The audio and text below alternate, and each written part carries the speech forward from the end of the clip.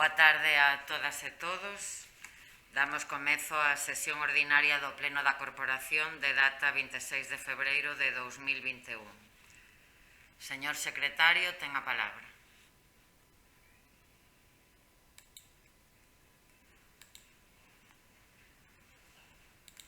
Señor secretario, ten o micro apagado. Por favor, non se lle escoita. Agora sí. O primer punto da sesión do día de hoxe é a aprobación se procede dos borradores das actas das sesións anteriores. Temos pendientes a aprobación as actas correspondentes ao 7 de xaneiro, 26 de xaneiro e 4 de febreiro do ano curso.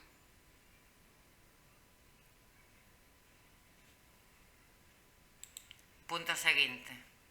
O punto seguinte é dar conta de decretos da alcaldía e asuntos varios. Danse conta dos decretos da alcaldía desde o 21 de xaneiro hasta o 22 de febreiro do ano curso. Punto seguinte. O punto seguinte é o terceiro, que é a declaración institucional en defensa da hostelería de Betanzos.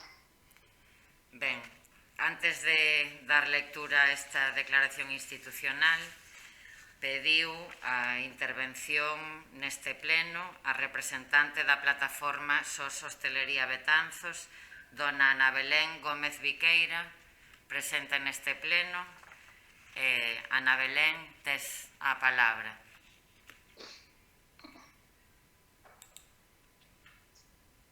Buenas tardes.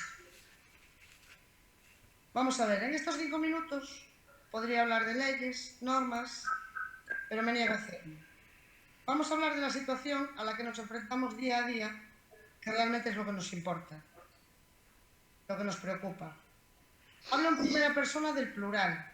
Yo aquí hablo en nombre de casi 100 hosteleros y hosteleras de Betanzos. Nos encontramos con compañeros que están en riesgo de exclusión social. Desde este concello nos han informado de la posibilidad de la asistencia de estos a servicios sociales. En nuestra opinión, la asistencia a ellos debe ser considerado un parche. Debe ser tenido en cuenta para situaciones muy temporales. No lo vemos como una solución.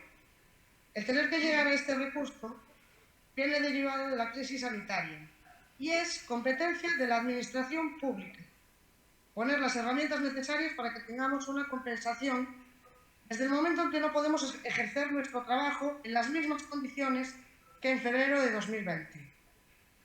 Necesitamos una compensación real, no un parche. ¿Acaso cuando a alguien le expropian una finca privada para un uso común no recompensan? Según la situación sanitaria, nos expropian metros de interior, otras veces metros de interior y exterior, y otras veces nos expropian todo el espacio de trabajo al mandarnos cerrar. Esta expropiación debe ser recompensada. Exigimos rescate ya. No vamos a entrar a valorar quién es competente para unas materias u otras. No, esa no es mi tarea. Eso no nos importa. Nos sentimos abandonados con la frase «esa no es competencia de esta administración». Estamos hartos de esta frase con la que las administraciones se pasan el balón unas a otras. Esto no es un partido de tenis, son nuestras vidas. Nuestras vidas, las de nuestras familias y las de nuestros empleados. Corresponda a quien corresponda, como ya saben, estas son nuestras necesidades. Decir la cantidad concreta para hosteleros del plan Rescate.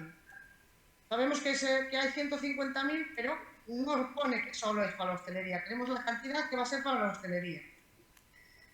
A esta cantidad se le ha de añadir la cantidad sobrante del primer plan.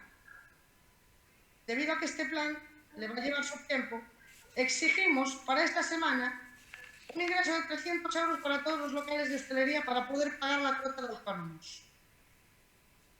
Queremos la negociación de las bases de convocatoria entre la plataforma y concello de los futuros planes de ayuda. Exención por decreto de las tasas de agua durante todo el 2021. Exención de los impuestos de basura durante el mismo periodo. Concreción de la negociación con las compañías eléctricas. Queremos soluciones de viabilidad a los negocios que no disponen de terraza, que disponiendo de ella, la reducción de aforo hace inviable el futuro económico del mismo. Incorporar un representante de la plataforma a la Comisión de Seguridad Ciudadana. una campaña de promoción de la hostelería poniendo en relieve el cumplimiento de la normativa COVID en nuestros locales. En relación con este último punto, nos sentimos perdidos con el continuo cambio normativo. Y si nos sentimos perdidos nosotros, imaginaros cómo de perdidos se deben de sentir nuestros clientes. A partir de hoy, nuestros compañeros que disponen de terraza ya pueden abrir sus negocios. Necesitamos seguridad jurídica y una normativa clara en relación con los aforos en las mismas. Y la misma clarificación la necesitamos para los lugares de interior. Necesitamos estar tranquilos si cumplimos o no la normativa y no soltar una web y apelártelas como buenas. Necesitamos resolver los problemas de aforo en aquellos bares que comúnmente son conocidos como tabernas, por ejemplo las callejas. Dije que no iba a hablar de normas, pero al final es inevitable. Muchos de nuestros compañeros fueron privados de la primera ayuda por varios motivos, entre otros el relativo al CIF y el relativo a EURES. Es vital clarificar la normativa de las bases de las ayudas y hacerlas lo más fácil y más abiertas posible para que puedan abarcar a la totalidad de los solicitantes. Es desesperante leer la normativa de las bases y ver que una por un motivo y otra por otro motivo y no podemos optar a ellas. Caballeros y señoras, rescate xa, úrgenos, as nosas vidas vayan indo. E hasta aquí podo ler.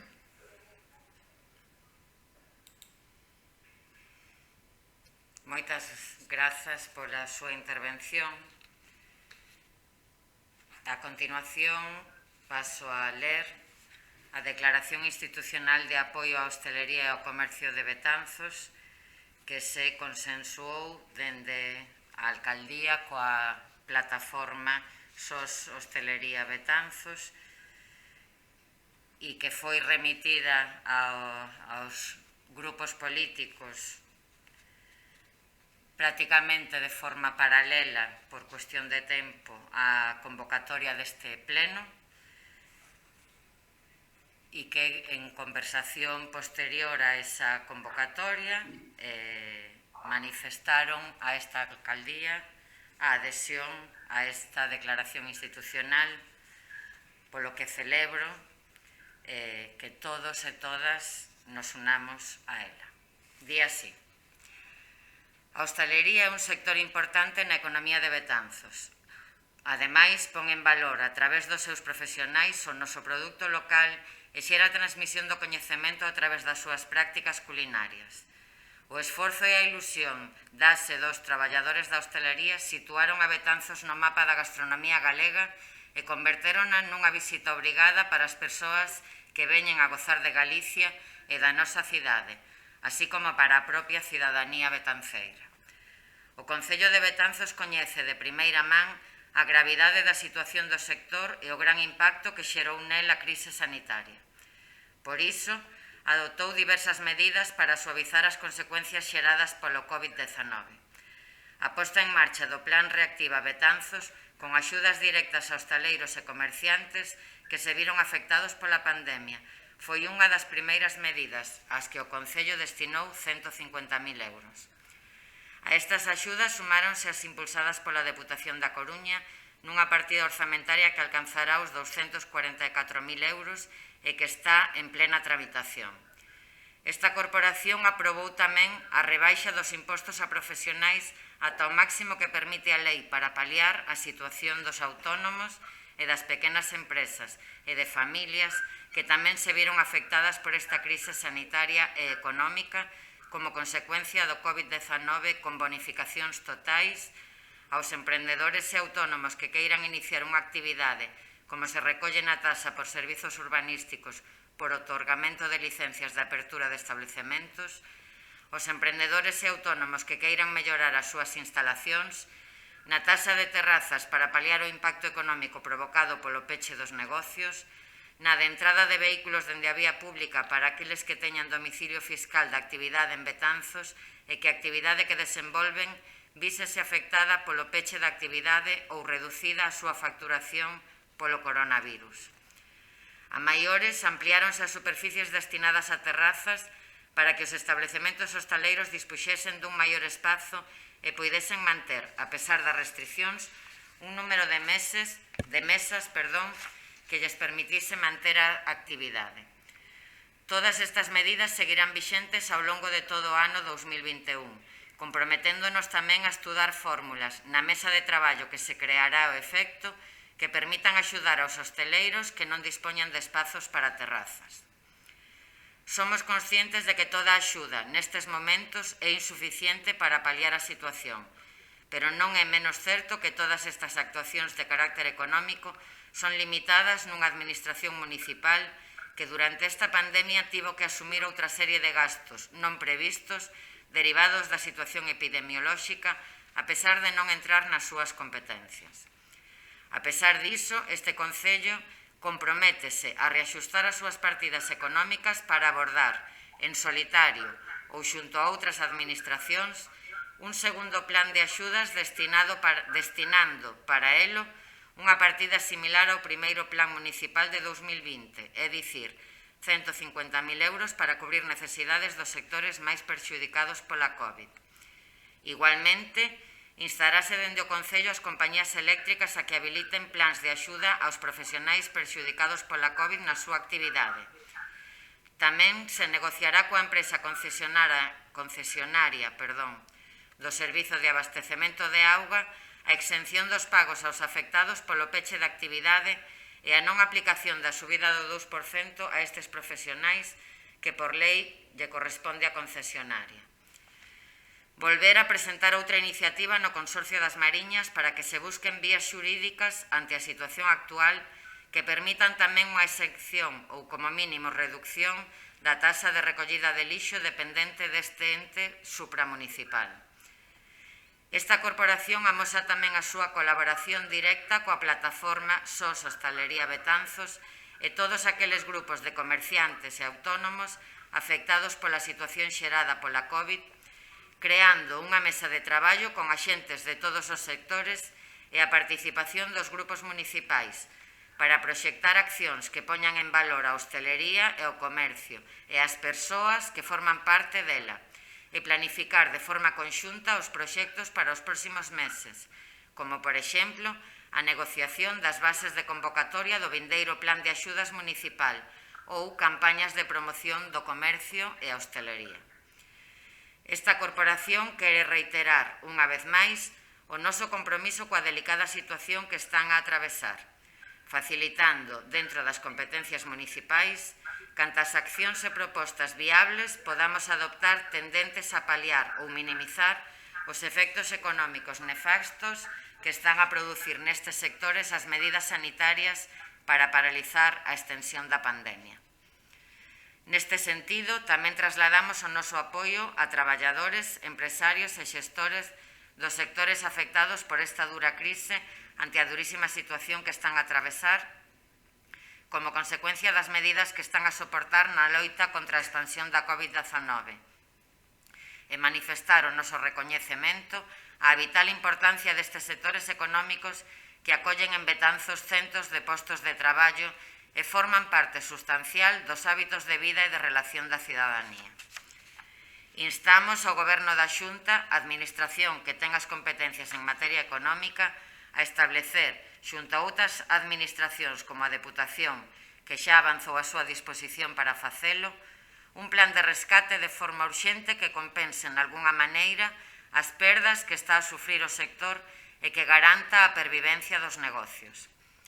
Tamén nos comprometemos a instar ao Goberno de España a que abra canto antes unha liña de axudas directas específicas para algúns sectores afectados pola pandemia, como a hostelería, o turismo ou o comercio, que sexa compatible con calquera outra medida ou axuda outorgada por outras administracións públicas para axudar aos que agora mesmo máis o necesitan.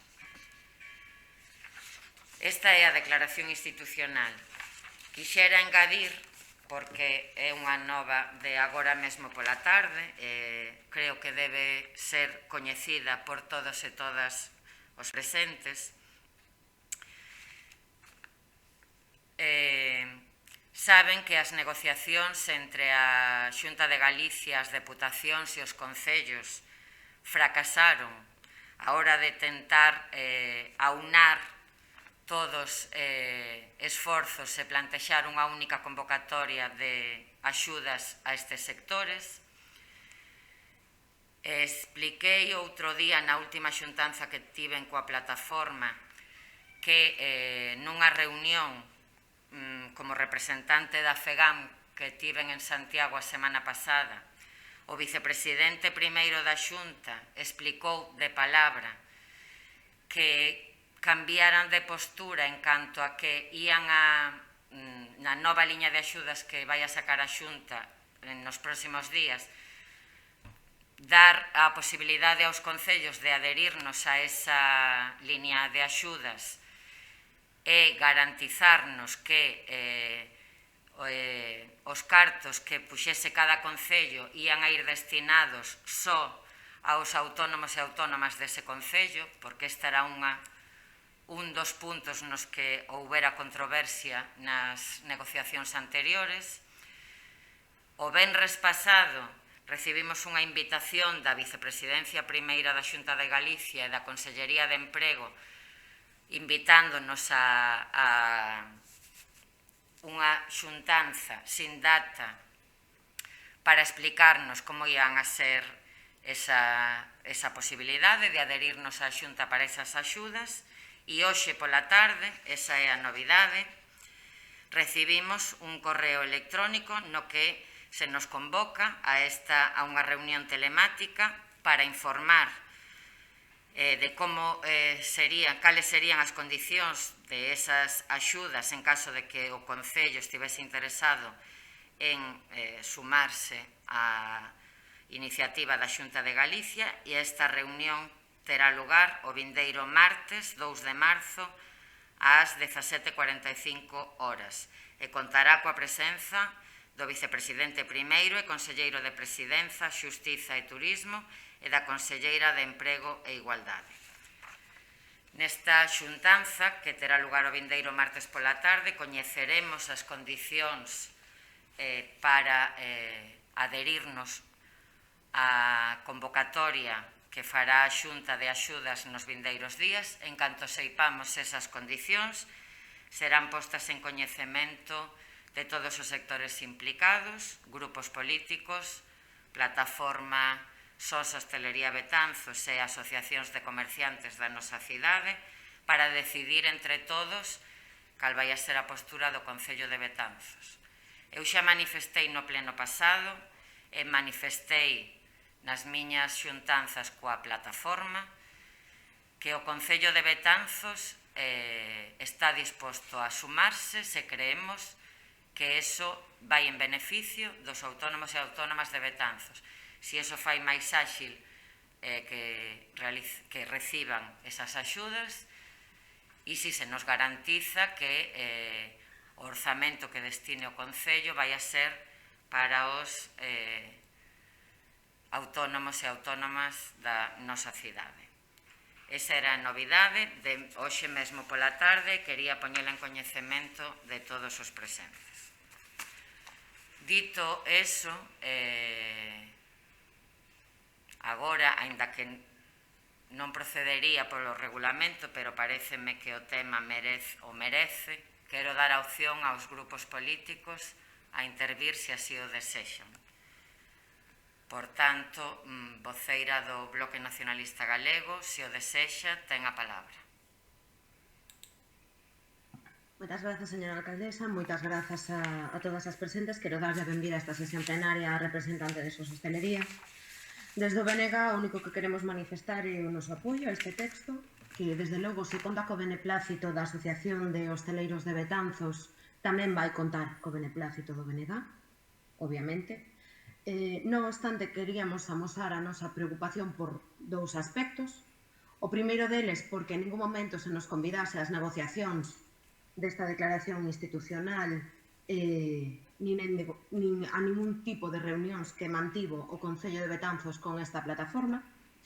En segundo lugar, tamén queremos manifestar a nosa preocupación porque no orzamento do ano 2021 non se recolle ningunha partida ni ningunha liña de axuda para os hosteleiros betanceiros, é dicir, falase dun compromiso de 100.000 euros que non aparecen recollidos en absolutamente ningunha partida orzamentaria dese orzamento que imos aprobar nuns minutos.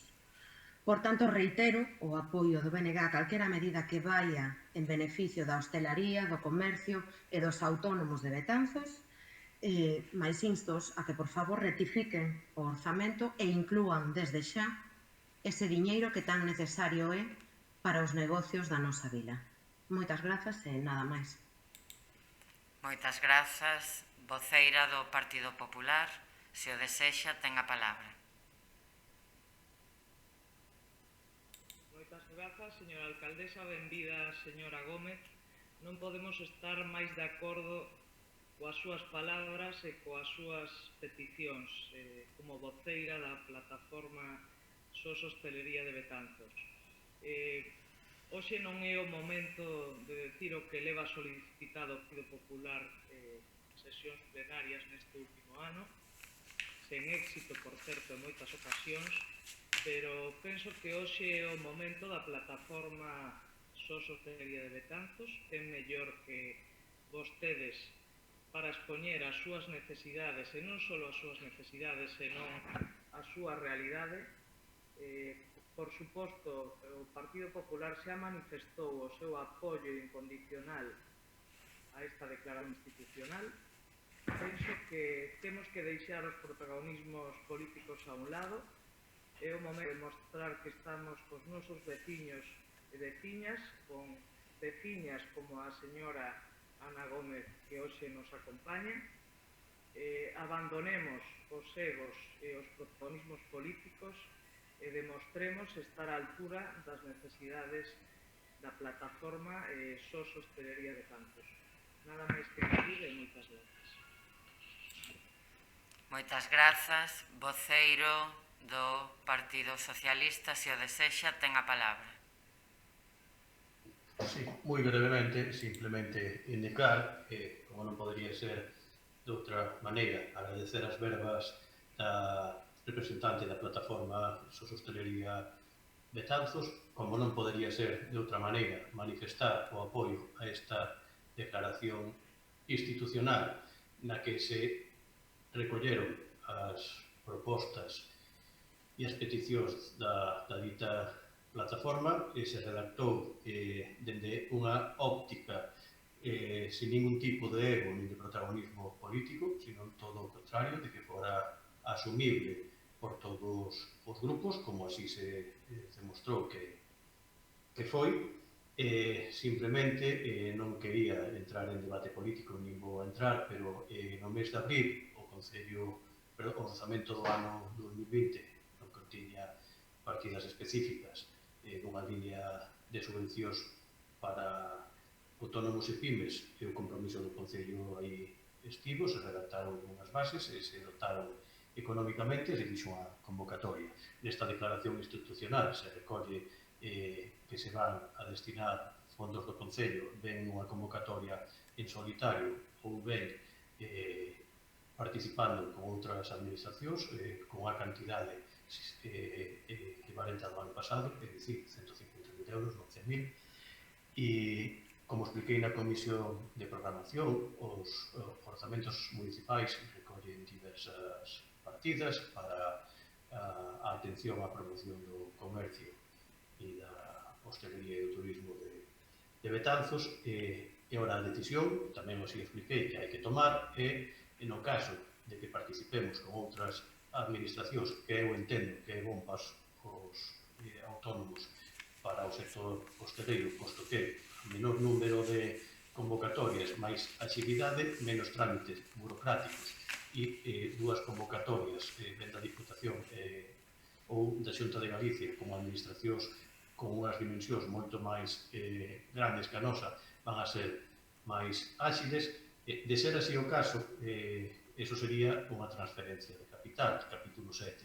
Si temos que dar a nós en concurrencia con unha transferencia en solitario sería capítulo 4, os fondos que ao que citei agora van no capítulo 2, por lo tanto, podense utilizar igual que se utilizaron no mes de abril, como tamén se poden utilizar os remanentes líquidos de tesorería para gastos xerais logo da derogación da anulación, mellor dito, da lei Montoro. Por lo tanto, se no ano 2020 podemos dar 150.000 euros adaptando as partidas, no ano 2021, dependendo de como se fagan estas convocatorias a través da Xunta de Galicia e da Diputación ou de línea directa, o orzamento leva as cuantías suficientes para poder facelo. Por lo tanto, está garantizada a financiación desta línea de subvencións, tal como se manifestou na Comisión de Programación e tal como se adquiriu o compromiso na declaración institucional. Nada máis, desexar que logo desta pequena reapertura do sector hosteleiro vai en paralelo á mellora da situación da pandemia, se poidan ir facendo unha desescalada desta terceira ola o máis rápido posible para que os hosteleiros e as hosteleiras e o noso comercio podan traballar sin esa restricción de aforos e esa restricción de horarios. Moitas gracias e moito ánimo, que ben seguro que todos unidos seremos desta. Moitas grazas. Eu simplemente engadir que celebro este consenso en torno a este documento e a estes compromisos, que consenso que acadamos todos os grupos aló polo mes de marzo, abril e maio, nos momentos máis difíciles nos que se tomaron todas as decisións a prol da nosa veciñanza e en paralelo a tratar de paliar unha crise, como dixen moitas veces, sanitaria, social e económica, celebrar ese consenso de entón e de todos estes meses e agradecer a boa disposición de todos os grupos municipais e, por suposto, a da plataforma SOS Hostelería Betanzos e reiterar o compromiso do Concello a todo o plasmado nesta declaración institucional. Ben, rematado este punto, señor secretario, pasamos ao punto seguinte. Ten que abrir o micro, señor secretario.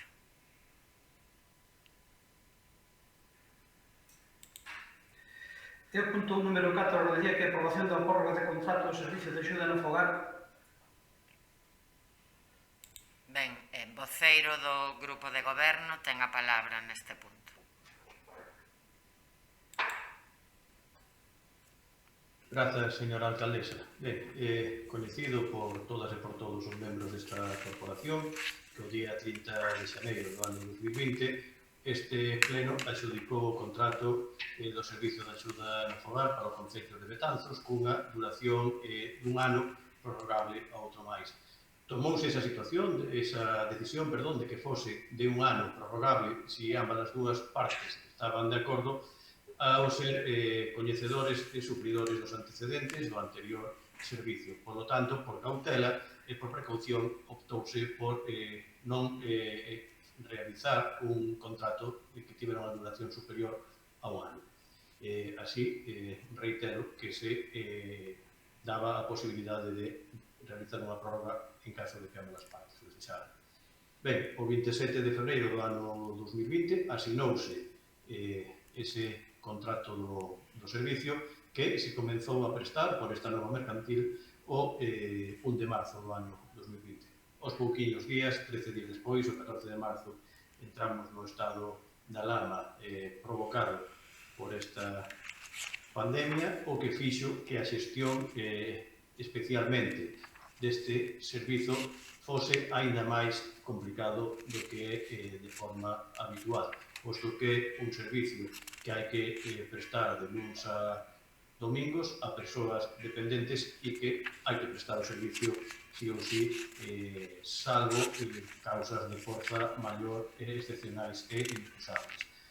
Por lo tanto, a empresa desenvolveu o seu traballo neste ano de contrato e o 11 de febreiro deste ano solicitou prórroga nese ano adicional que o prego recollía en caso de que ambas as partes estiveran de acordo. Por lo tanto, unha vez solicitado esta prórroga, incoase o expediente pertinente e emítense tres informes, un informe económico por parte da Intervención Municipal, un informe xurídico por parte da Secretaría Municipal e un informe técnico por parte da Coordinadora dos Servicios Sociais Municipais. Ambos os tres informes coinciden de forma favorable na prórroga do dito contrato. Ademais, celebrouse unha xuntanza informativa coa presencia da señora alcaldesa, coa presencia das dúas voceiras dos grupos que conforman a oposición e ca presencia do voceiro do grupo socialista, coa técnica, coa coordinadora dos servicios sociais municipais e como unha representante da plataforma de familias de usuarios e usuarias do servizo, na que, entre outros moitos aspectos, valorouse dende todas esas ópticas, dende dos servicios sociais municipais, dende o das familias, a evolución do contrato e na que a técnica do Concello informou sobre unha valoración e supervisión que se realizou dende os servicios sociais municipais a todas as familias que teñen persoas dependentes e que son beneficiarias do servicio, na que se desprendía que o 33,7% dos usuarios calificaban a xestión como moi boa, o 54% como boa e o 8,3% como regular, non manifestándose como mala ou moi mala ningunha das persoas beneficiarias do servicio. Ben é certo que a técnica dixo que había un par de queixas, pero que se estaban solventando e que tiñan que ver con cambios de auxiliares nos servicios que os usuarios non lles parecían correctos, pero que eran motivados principalmente pola pandemia e pola reestruturación dos servizos cando había unha cuarentena por parte de alguna das auxiliares e a portavoz das familias, entre outras cousas, dixo que se había dado unha importante reestruturación, unha importante mellora e resumiu a xestión desta nova concesionaria como positiva e desexaba que as cousas seguisen ben.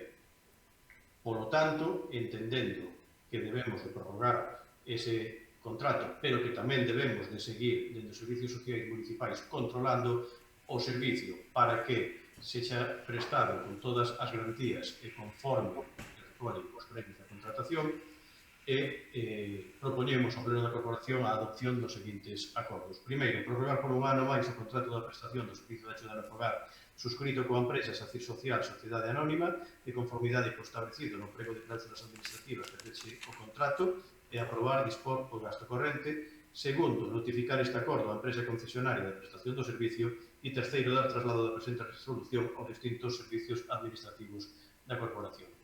Moitas grazas, señora alcaldesa, nada máis que engadir. Grazas. Voceira do Bloque Nacionalista Galego ten a palabra. Moitas grazas, señora alcaldesa. Ben, como vimos defendendo desde sempre, no BNG apoiamos e apoiaremos a xestión directa dos servizos públicos, nomeadamente dun servizo tan delicado e tan esencial como o servizo de axuda no fogar. Pois é esta xestión directa que nos garante unha eficiencia e unha calidade dun servizo tan vital como este. O voceiro do Grupo de Goberno facía referencia á satisfacción das familias con este servizo.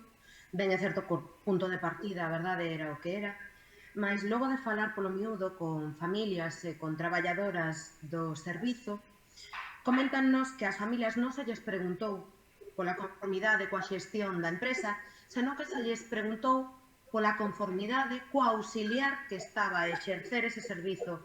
Ben, a cuestión parece o mesmo, mas non o é. Non é a mesma satisfacción cunha traballadora en concreto que está a traballar a diario co seu familiar dependente que co servizo dunha empresa. Porque o que nos din é que Sacir está a vender unha profesionalidade que non existe na práctica. E gustaríame detallarles unha serie de cuestións. A día de hoxe, segue a haber auxiliares que están a traballar sen a titulación requerida para o posto que están a desenvolver. Con isto non queremos dicir que o seu traballo estexa peor que o das súas compañeiras, mas ben é certo que carecen desa titulación necesaria. Segundo as traballadoras, a empresa promete unhas melloras que seguen sen aplicar, seguen a realizar contratos de 25 horas que deben desenvolver nos sábados e nos domingos, é dicir, obrigándoas a realizar xornadas de máis de 12 horas en ambos os 2 días, seguen a carecer de EPIs, tendo que utilizar as mascarillas en máis dunha casa durante máis horas das sanitariamente recomendables, carecen de material de traballo, de informes, e por este motivo as traballadoras presentaron unha denuncia ante a Inspección de Traballo nos días pasados. Por outra parte, coméntanos que a colaboración e diálogo coa empresa é nula. Ao longo deste ano non se reuniron en ningún momento coas traballadoras e coas súas representantes e adiaron continuamente estas reunións dándolles excusas diversas. Tamén nos resulta interesante, ou resulta nos alarmante, máis ben, a falta de colaboración que nos mencionan co equipo de goberno cando se lles di que non teñen por que escoitar a problemática das traballadoras, que esa é unha cuestión empresarial, e despois se lles fai levar cartas aos domicilios para comunicarse ao Concello directamente coas familias. En conclusión, segundo estas familias e estas traballadoras ás que lles queremos dar voz, xa que non se lles diu voz na reunión de seguimento que se mantivo a semana pasada, están a vendernos un bo funcionamento que non se axusta á realidade e por ese motivo, por respeto a uns e a outros, estaremos en contra da prórroga deste contrato. Moitas grazas e nada máis que dicir polo momento. Moitas grazas. Voceira do Partido Popular. Moitas gracias, señora alcaldesa. Disculpade en primeiro lugar porque teño problemas dunha incidencia da Cámara e, bueno, creo que non se me pode ver, pero entendo que se me está escoitando. Sí, escoitaselle perfectamente, non o podemos ver. Moitas gracias, señora alcaldesa. Ben, indo á cuestión en fondo que estamos a tratar, desconocemos, obviamente, a situación e o escenario que acaba de manifestar a portavoz do Bloque Nacionalista galego, pero obviamente se hai algún tipo de, se está surgindo algún tipo de incidencia, se está vendo algún tipo de problemática, obviamente para eso está esa mesa de seguimento na que habrá que trasladar esas situacións, esos escenarios e evidentemente vigilar e fiscalizar que non este habendo ningún problema, sobre todo nun servicio tan delicado como isto e que tantos dores de cabeza nos deu xa en tempos pasados, recientes, pero en tempos pasados, e que eu creo que, bueno, que independentemente de todo, creo que a situación foi bastante mellorable con respecto a eses tempos que pasamos non fai moito tempo, non?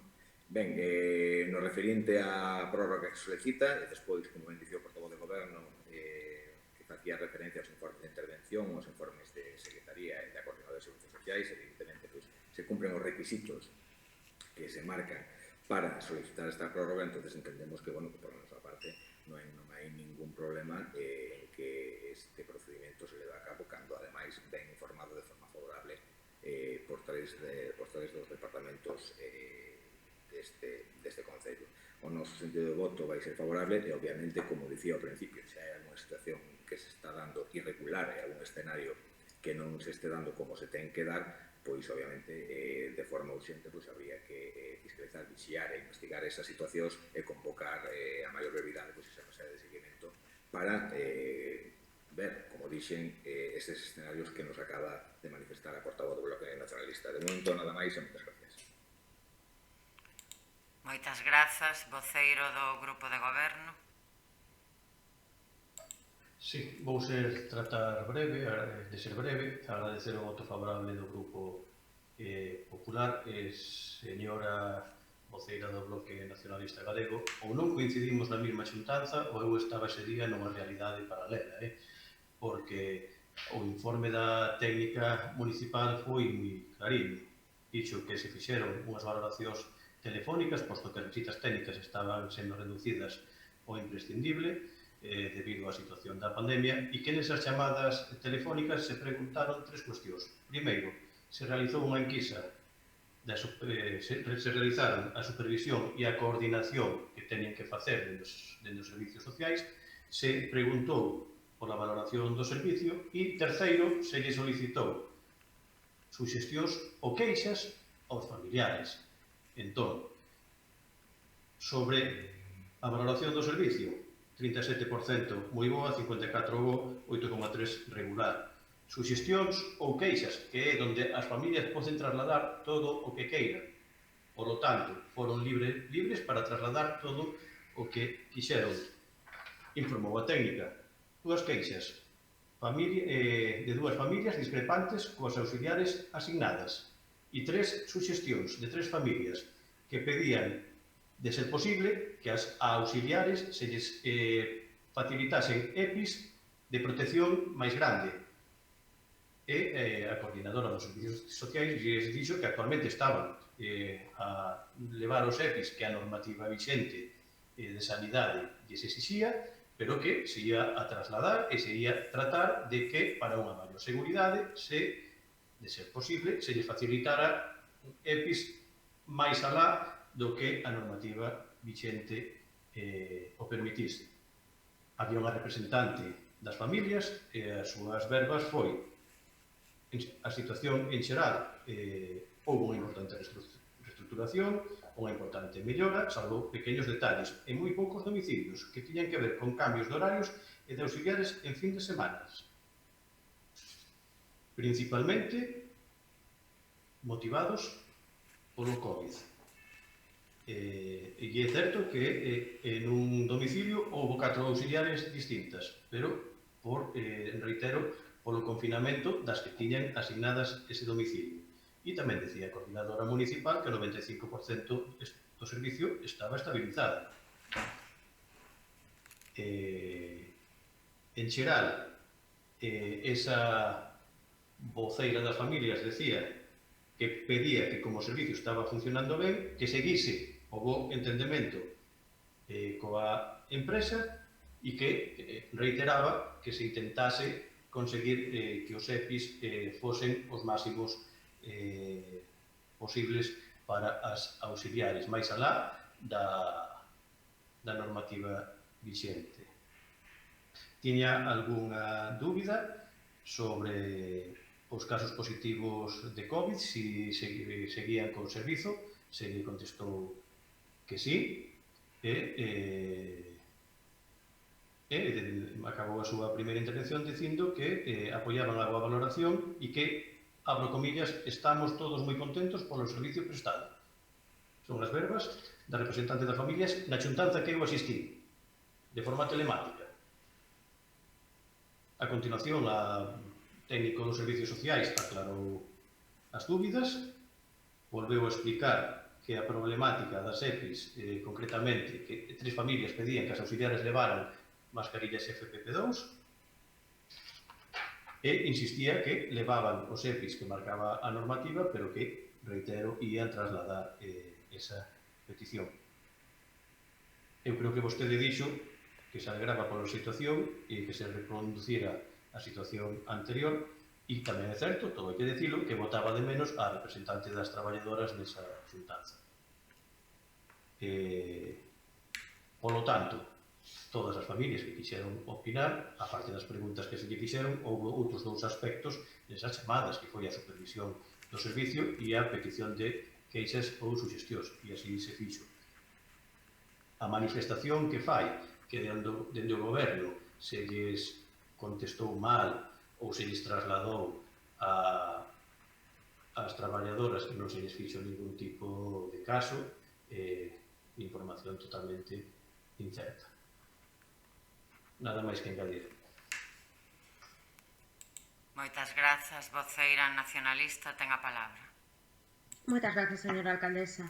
Ben, como lle comentei ao inicio da miña intervención, señor Fernández, asistimos á mesma reunión, é obvio, e a concelleira que lle está a falar, claro que se alegra de que a situación mellore, só faltaba, dicir, estamos a falar dun servicio vital para aquelas persoas que son atendidas, persoas dependentes, nun estado de saúde, obviamente, moi negativo, mas nesa reunión reitero que houve unha parte que non tivo voz, como vostede mesmo di pola que eu preguntei.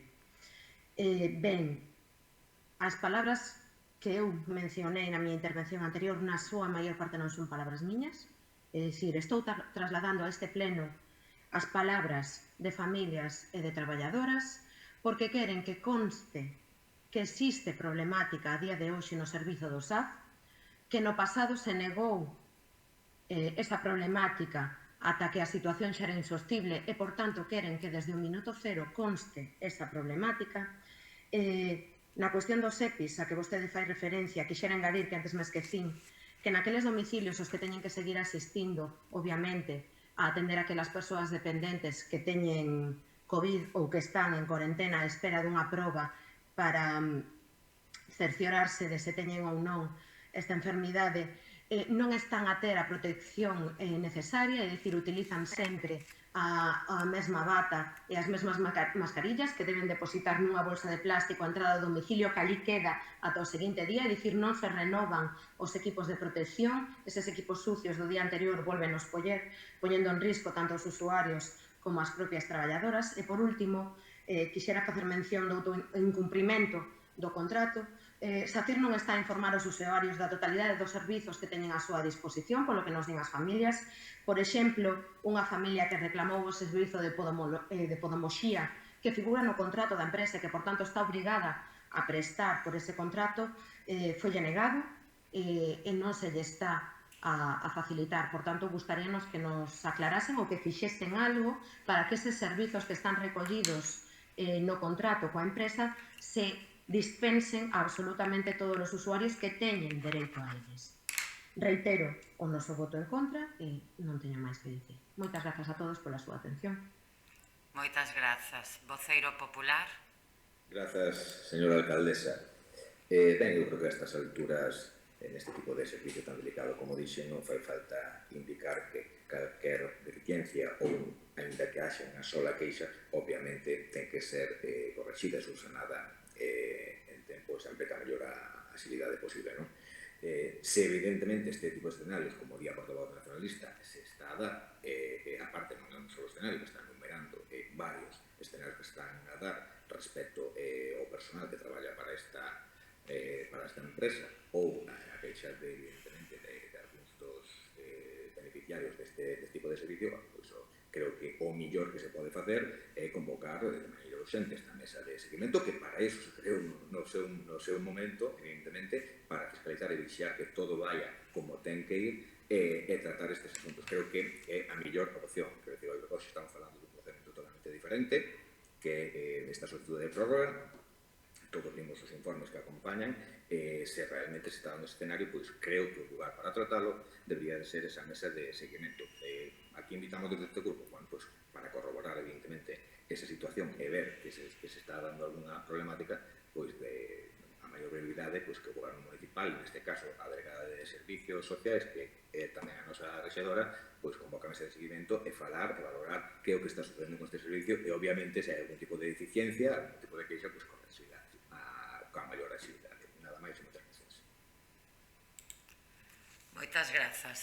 Ben, antes de proceder á votación, quero facer un par de aclaracións. En primeiro lugar, decídese convocar esa xuntanza na que participamos todos os grupos municipais e a plataforma de familiares e usuarios e usuarias do Servicio de Axuda no Fogar para escoitar o que tiñan que decir as familias e escoitar todos e todas o que tiña que decir a coordinadora dos servizos sociais municipais. E todos e todas os que estivemos presentes nesa xuntanza escoitamos o mesmo. En segundo lugar, cuestiona a voceira do Bloque Nacionalista Galego as preguntas que se fixeron polas técnicas dos servizos sociais municipais. Mire, descoñezo as preguntas. É unha cuestión técnica na que nunca me metín nin me vou a meter. Considero que son as traballadoras sociais as que saben as preguntas que teñen que facer e dou por feito e poño a man no lume a que fixeron as preguntas adecuadas. E creo que cuestionar ese traballo non corresponde a ninguén máis. Non vou decir que non creo que lle trasladaran eso, porque si o creo, pero si vou a decir que non creo que non fixeran esa pregunta. Non creo que só preguntasen pola auxiliar. Non o creo. Non o creo. Entón, punto primeiro, 100% conforme co traballo feito dende as técnicas de servizos sociais. Nesa enquisa da que se diu traslado nesa xuntanza e da que se dá traslado no informe da Coordinadora de Servizos Sociais que acompaña a este punto da orde do día. En relación ao que dixo de que non estaban as traballadoras da empresa nesa xuntanza, é certo, non estaban porque forman parte da empresa. Non estaba ninguén da empresa, nin a empresa como tal, nin as traballadoras da empresa, porque nesa xuntanza queríamos escoitar a outra parte. A outra parte. A empresa xa pediu pola súa banda a súa prórroga e o Concello neste pleno debía decidir sobre esa prórroga ou non. E para poder decidir convocouse esa xuntanza para escoitar a outra parte. Esas queixas que trasladan neste pleno das traballadoras da empresa sobre a súa relación coa empresa facía un ano que non as escoitaba.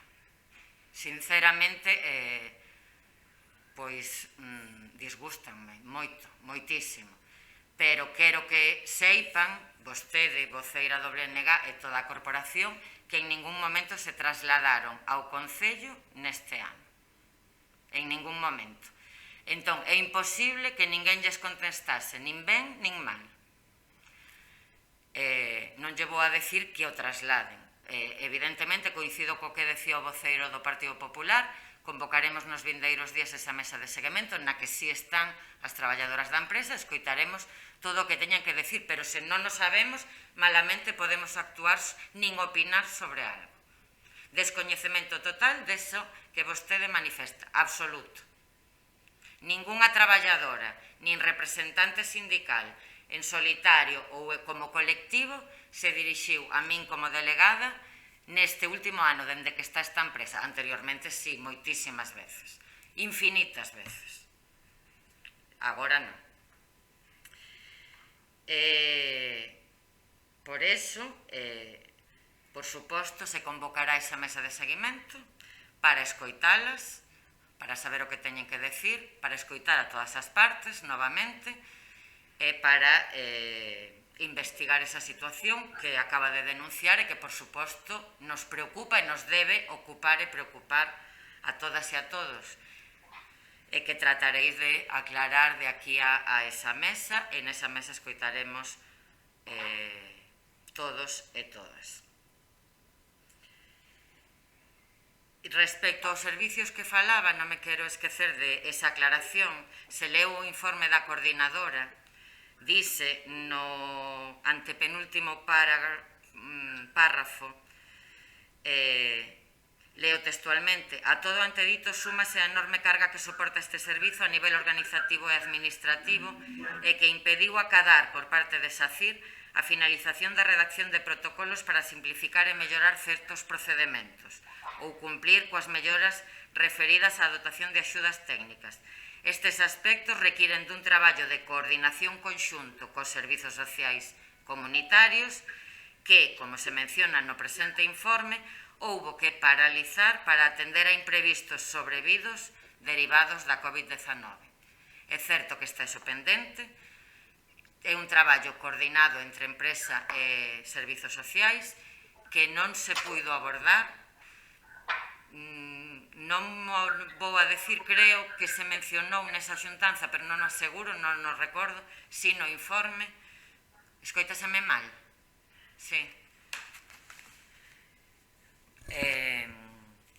Eso está pendente, falta ese traballo, porque esas melloras requiren dunhos protocolos para levar a cabo aos usuarios e usuarias deste servizo e que se desenvolverán en canto sexa posible por parte dos servizos técnicos municipais. De todos os xeitos, falaremos deso tamén nesa mesa de seguimento do Servizo de Axuda no Fogar para que sexan as técnicas as que nos expliquen perfectamente.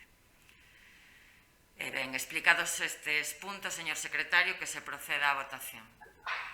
Bien, sometes a votación o punto número 4 do día, que é a aprobación da prórroga de contrato do Servicio de Axuda no Fogar. Votos a favor? Grupo Popular a favor.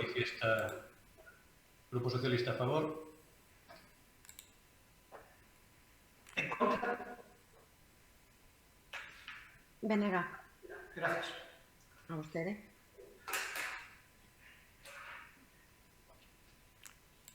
Non escoitei se xa formulou o voto o Partido Popular? Afirmativo. Vale. Ben, pois daquela este punto queda aprobado co voto favorable do Partido Socialista, do Partido Popular e o voto en contra do Bloque Nacionalista Galego. Punto seguinte. Punto seguinte, punto 5 do día, que o orzamento xeral do exercicio 2021. Voceiro do Grupo de Goberno ten a palabra. Dada a importancia deste punto, e a que me imagino que se estenderá, como suele ser habitual históricamente neste punto no Concello, o tempo do que dispoña o voceiro do Grupo de Goberno será o tempo do que dispoñan os voceiros e voceiras do resto dos grupos. Voceiro do Grupo de Goberno, agora sí, perdone, ten a palabra. Grazas, señora alcaldesa. Ben, no noso concello e nos concellos limítrofes dábase un dito popular na época da vendima. Cando se preparaban as distintas vituallas e os distintos equipamentos, dicíase que as cestas e as palletas fanse cos vimbios dos que dispomos. O que ven a dicir este refrán é que os vimbios eran os que eran e que con eles había que arrancharse para realizar a vendima. Trasladando este refrán ao asunto que hoxe nos ocupa, teño que dicir que as economías son as que son, tanto no capítulo de gastos como no de ingresos, polo que este goberno confeccionou un orzamento dirixido a cubrir as necesidades máis importantes, sobre todo de cara á nosa veciñanza e de cara aos máis necesitados e tendo en conta a situación excepcional que nos foi vivir a pandemia existente. En definitiva, uns orzamentos dirixidos a quen máis esperan de nós. Estas economías as transformamos nun orzamento que podemos definirlo como un proxecto económico objetivo, solidario, realista e prudente, adaptado á realidade en ingresos e en gastos, e no que destaca, por riba de todo, o noso compromiso social.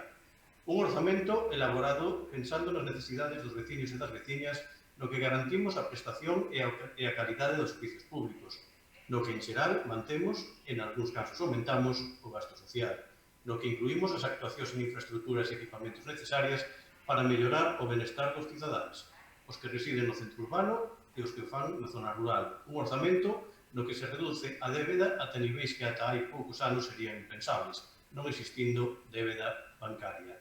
En definitiva, presentamos un orzamento acorde coas nosas realidades, acorde coa situación de Betanzos e acorde co seu papel de cabeceira de comarca.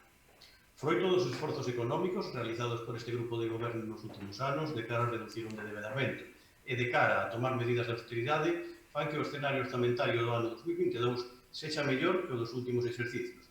Entre outros aspectos, a eliminación da débeda bancaria nos últimos anos fixo posible que non teñamos que contemplar ningunha partida económica destinada á amortización de préstamos nin a pago de intereses bancarios. Así pois, podemos dicir que este orzamento vai a subir con respecto ao anterior en 1.215.889,22 euros, é dicir, un 12,77%, alcanzando a cifra de 10.734.874,63 euros. Dicimos que é un documento prudente porque sitúa o nivel de débeda no 8,5%, moi debaixo do 110 dos ingresos correntes previstos que permite a lei e, por exemplo, por debaixo do 12,82% no que estaba no ano 2014 ou do 46% do ano 2011. Ademais, no que se refire á carga financeira, reiterar que non hai que amortizar débeda bancaria e a única amortización que se contempla no orzamento correspóndense con 33.893,88 euros procedentes da amortización dos préstamos provinciais para obras dos anos 2015 e 2017. Estamos ante un documento solidario porque novamente se aposta por un aumento nas políticas sociais, que moitas veces parecen que cuantitativamente non representan unha cantidade moi elevada, pero que cualitativamente van dirixidas ás persoas máis necesitadas, tendo partidas destinadas ao mantemento da axuda no fogar, ao transporte adaptado, a gastos informáticos para escolares, a EPIs de profesionais e persoas usuarias do servicio de axuda no fogar, ou a partidas dirixidas a dar cobertura ás necesidades básicas, como poden ser gastos de alimentos, gastos de vivenda, gastos médicos e farmacéuticos ou gastos de enerxía. E terceiro, definir estes orzamentos como realistas, porque tanto os ingresos como os gastos están recollidos en función dos datos das liquidacións obtidas en exercicios anteriores e das entregas a conta previstas do Estado e da Xunta de Galicia. Neste orzamento, elimínanse os recursos destinados ao pagamento de débeda bancaria, auméntanse os gastos destinados aos servicios sociais municipais, auméntanse as economías dirixidas ás políticas educativas e culturais, recóllense recursos destinados á loita contra a pandemia, ao comercio e desenvolvemento empresarial ou á protección do medio ambiente, que, unido ás bonificacións dirixidos aos máis necesitados e as establecidas para contribuir a paliar a crise provocada polo COVID-19 que está a sufrir a nosa hostelería e o noso comercio, axudarán a mellor as economías da nosa veciñanza, ademais de continuar co fomento do tecido asociativo municipal. Os investimentos que recolle este documento sitúanse en 2.003.961,64 euros, o que representa o 18,67% do gasto total, dos cales 764.441 euros son recursos propios do Concello, aos que hai que engadir as cuantías recibidas dende a Deputación Provincial e que ascenden a 1.239.520,21 euros. O investimento por habitante é de 154,15 euros e a débeda a amortizar, reitero, correspondente aos plans de aforro e investimentos dos anos 2015 e 2017, será de 2,60 euros por habitante fronte aos 238 euros do ano 2010. Entrando a describir o estado de ingresos destes orzamentos, quero manifestar que para calcular esta previsión de ingresos para o exercicio 2021 seguíronse tres premisas iniciais. A primeira, a comparativa entre as previsións iniciais do exercicio 2020 e os dereitos liquidados do ano 2019. A segunda das premisas foi ter en conta os datos dos padróns de ingresos do ano 2020 e a última premisa foron as comunicacións facilitadas polo Estado e a comunidade autónoma das distintas entregas a conta, da participación en tributos do Estado e do Fondo de Cooperación Local. Destes cálculos, obtense unha previsión de ingresos que citei con anterioridade e que ascende aos 10.724.874,63 euros. Entrando máis polo miúdo, nos ingresos estimados, vemos que a recadación por impostos directos, que recolle o imposto de bens inmobles, o imposto de actividades económicas e o imposto de rodaxe de vehículos, ascenden a 3.877.577,62 euros, o que supón o 36,12% do total dos ingresos, reducíndose uns 24.711 euros sobre as previsións do anterior orzamento. A estimación de ingresos debidos aos impostos indirectos é de 375.608,99 euros, é dicir, o 3,50% do total, e aumentando respecto ao ano 2020 en 307.608,99 euros. Ademais, prevense uns ingresos de 986.593,96 euros por taxas, precios públicos e outros ingresos, o que supón o 9,19% dos ingresos. Neste capítulo tense en conta as ampliacións das bonificacións establecidas en diversas ordenanzas e precios públicos, especialmente as dirixidas aos colectivos máis afectados pola pandemia, a recadación por sancións e recargo de primeros xuros de mora e inclúense diversos gastos de carácter ampliable por execucións subsidiarias e indemnizacións de seguros que permitirán que os orzamentos sexan máis dinámicos nestes apartados. Por as transferencias corrientes, as estimacións son a de ingresar 4.219.598,98 euros, é dicir, o 39,31% do orzamento, destacando neste capítulo as participacións nos tributos do Estado, o Fondo de Cooperación Local e as transferencias da Comunidade Autónoma e da Deputación Provincial en materia de servicios sociais, educación ou emprego. A estimación dos ingresos patrimoniais derivados do alueiro das vivendas do Grupo Martín Ballesteros, o canon das instalacións deportivas ou o ingreso pola cesión de uso de aparcadoiro a entidade comercial ascenden a 15.900 euros, é dicir, o 0,15% do total de ingresos. A recadación prevista por transferencias de capital é de 1.239.520,21 euros, o 11,55% do total, e aumentándose en 531.139,37 euros respecto ao exercicio anterior. O seu cálculo basease nos compromisos adquiridos pola Deputación Provincial da Coruña mediante o Plan Provincial de Obras e Servicios e o convenio para a rehabilitación do Parque do Pasatempo.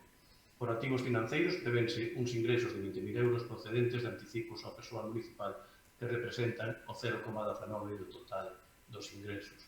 Entrando xa no orzamento de gastos, que ao igual que o dos ingresos ascenden, como non podría ser de outra maneira, a 10.734.874,63 euros, quero destacar os seguintes aspectos. O capítulo 1 de gastos de persoal supón o 41,12% do total dos gastos estimados, ascendendo a 4.413.703,30 euros, incrementándose en 273.917,54 euros respecto ao ano anterior. Neste apartado, tal e como se tratou na Mesa Xeral de Negociación, que tivo lugar o martes 23 de febreiro, e na que se aprobou co 88,89 de votos a favor e co 11,11% de abstencións, consignáronse os créditos precisos destinados ao persoal en función das retribucións especificadas no anexo de persoal. Estas retribucións foron calculadas tendo en conta o disposto na Lei 11/2020, do 30 de decembro do Presuposto Xerais do Estado para o ano 2022 e tendo en conta a aprobación da relación de postos de traballo en decembro do ano 2020. A consignación das plazas vacantes hai que sinalar que están dotadas para o exercicio 2021 en función das que estén previsto cubrirse, de acordo cos principios de racionalidade e eficacia do gasto público. Se ben é certo que se estará a expensas do proceso de consolidación de emprego que se porá en marcha ao longo deste exercicio.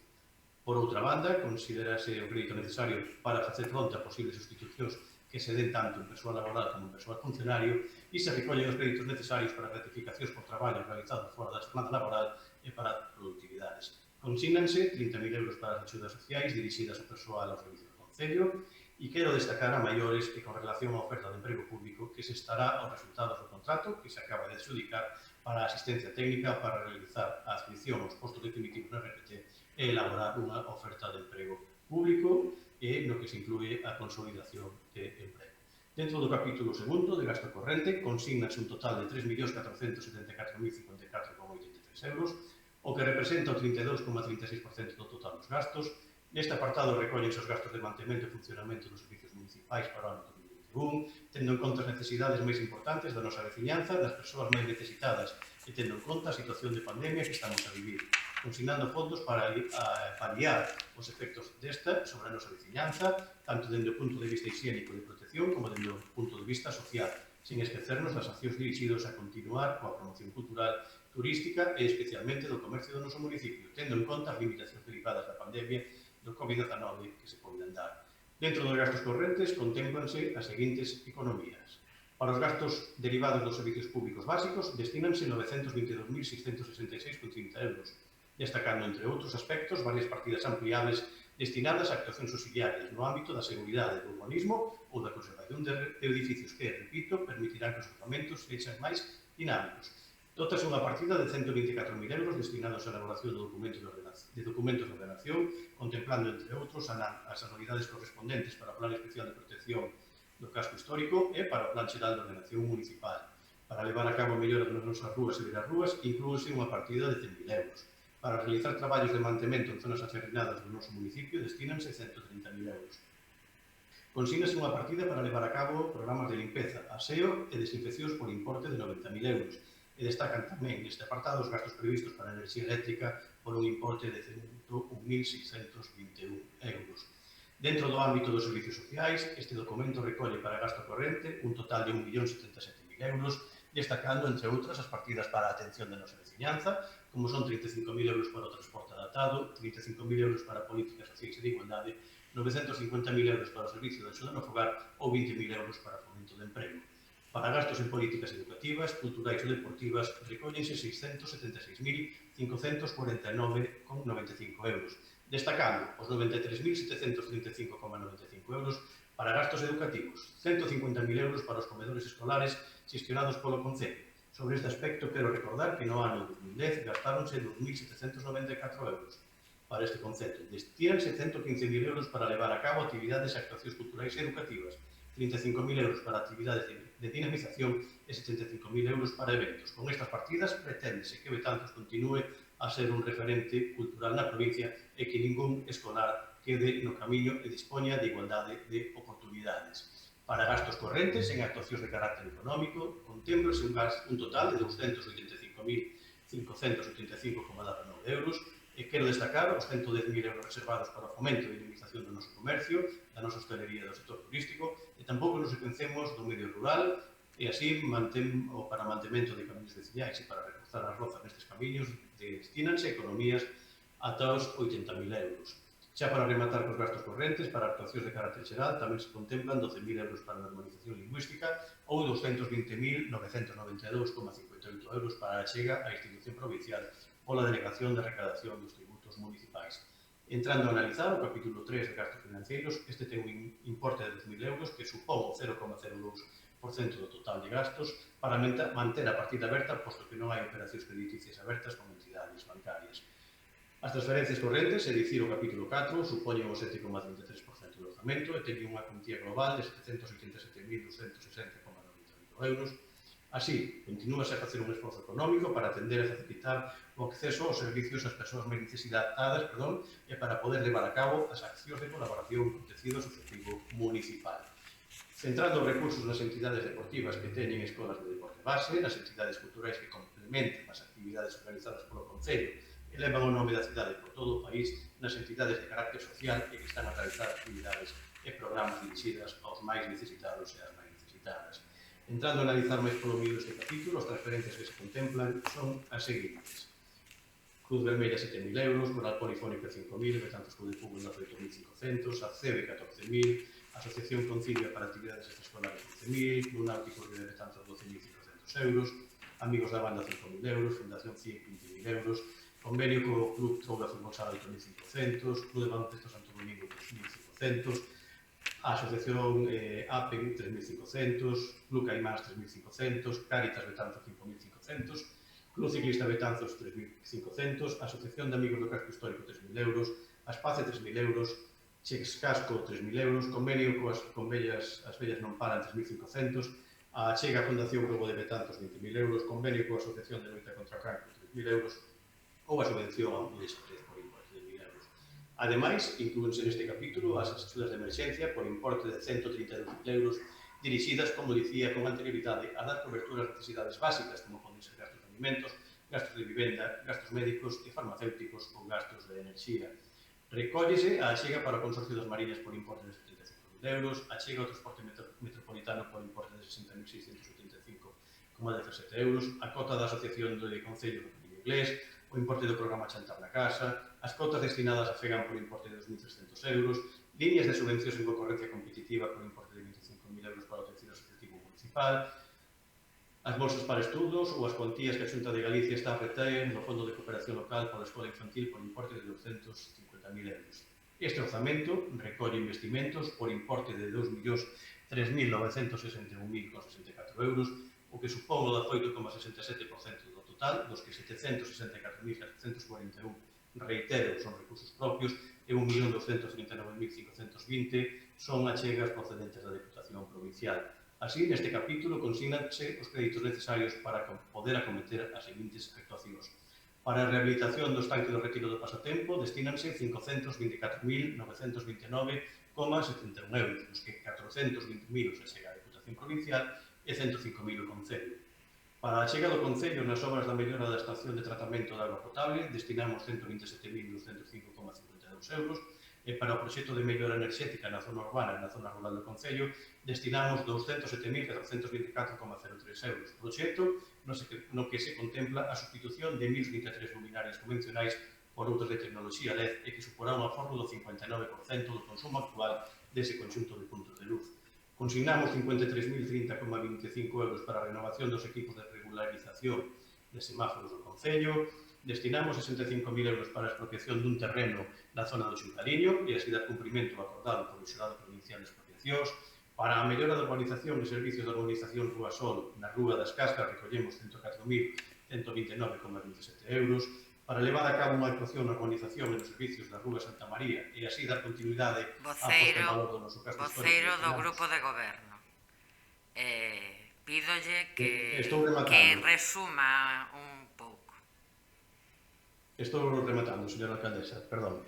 Dicía que para Santa María destinábamos 151.256,98 euros, Para a actuación na zona rural, consistentes na pavimentación asfáltica de diversos camiños municipais, incluímos dous proxectos, un primeiro por importe de 186.000 euros que recollen actuacións en Tiobre, Castro, Piadera e Riquián, e outro por importe de 111.128 euros con actuacións en Castro, Montellos, Farragoto e na Grande. Para levar a cabo o proxecto de reordenación do saneamento na marxe do río Mendo entre a Ponte das Cascas e a Ponte do Carregal e logo de que chegaran as autorizacións sectoriais a finais do ano pasado, destinamos 400.000 euros e xa para rematar, señora alcaldesa, incorpórese unha partida de 74.125 euros para executar a renovación da rede de saneamento e pluviais no camiño da estación na estrada autonómica 542. No capítulo 8 recollense 20.000 euros para eses anticipos de nómina dirixidos ao persoal ao servicio do Concello. E xa para rematar cos gastos, no capítulo 9 figura a cuantía necesaria que ascende a 34.000 euros para devolver esos préstamos do Plan de Aforro de Investimentos da Diputación dos anos 15 e 17, que se financiaron respectivamente obras de mellora no alumeado público de Antonín Ferrando de Alforí e as obras de eficiencia enerxética no casco urbano e a instalación de iluminación nos pasos de peóns.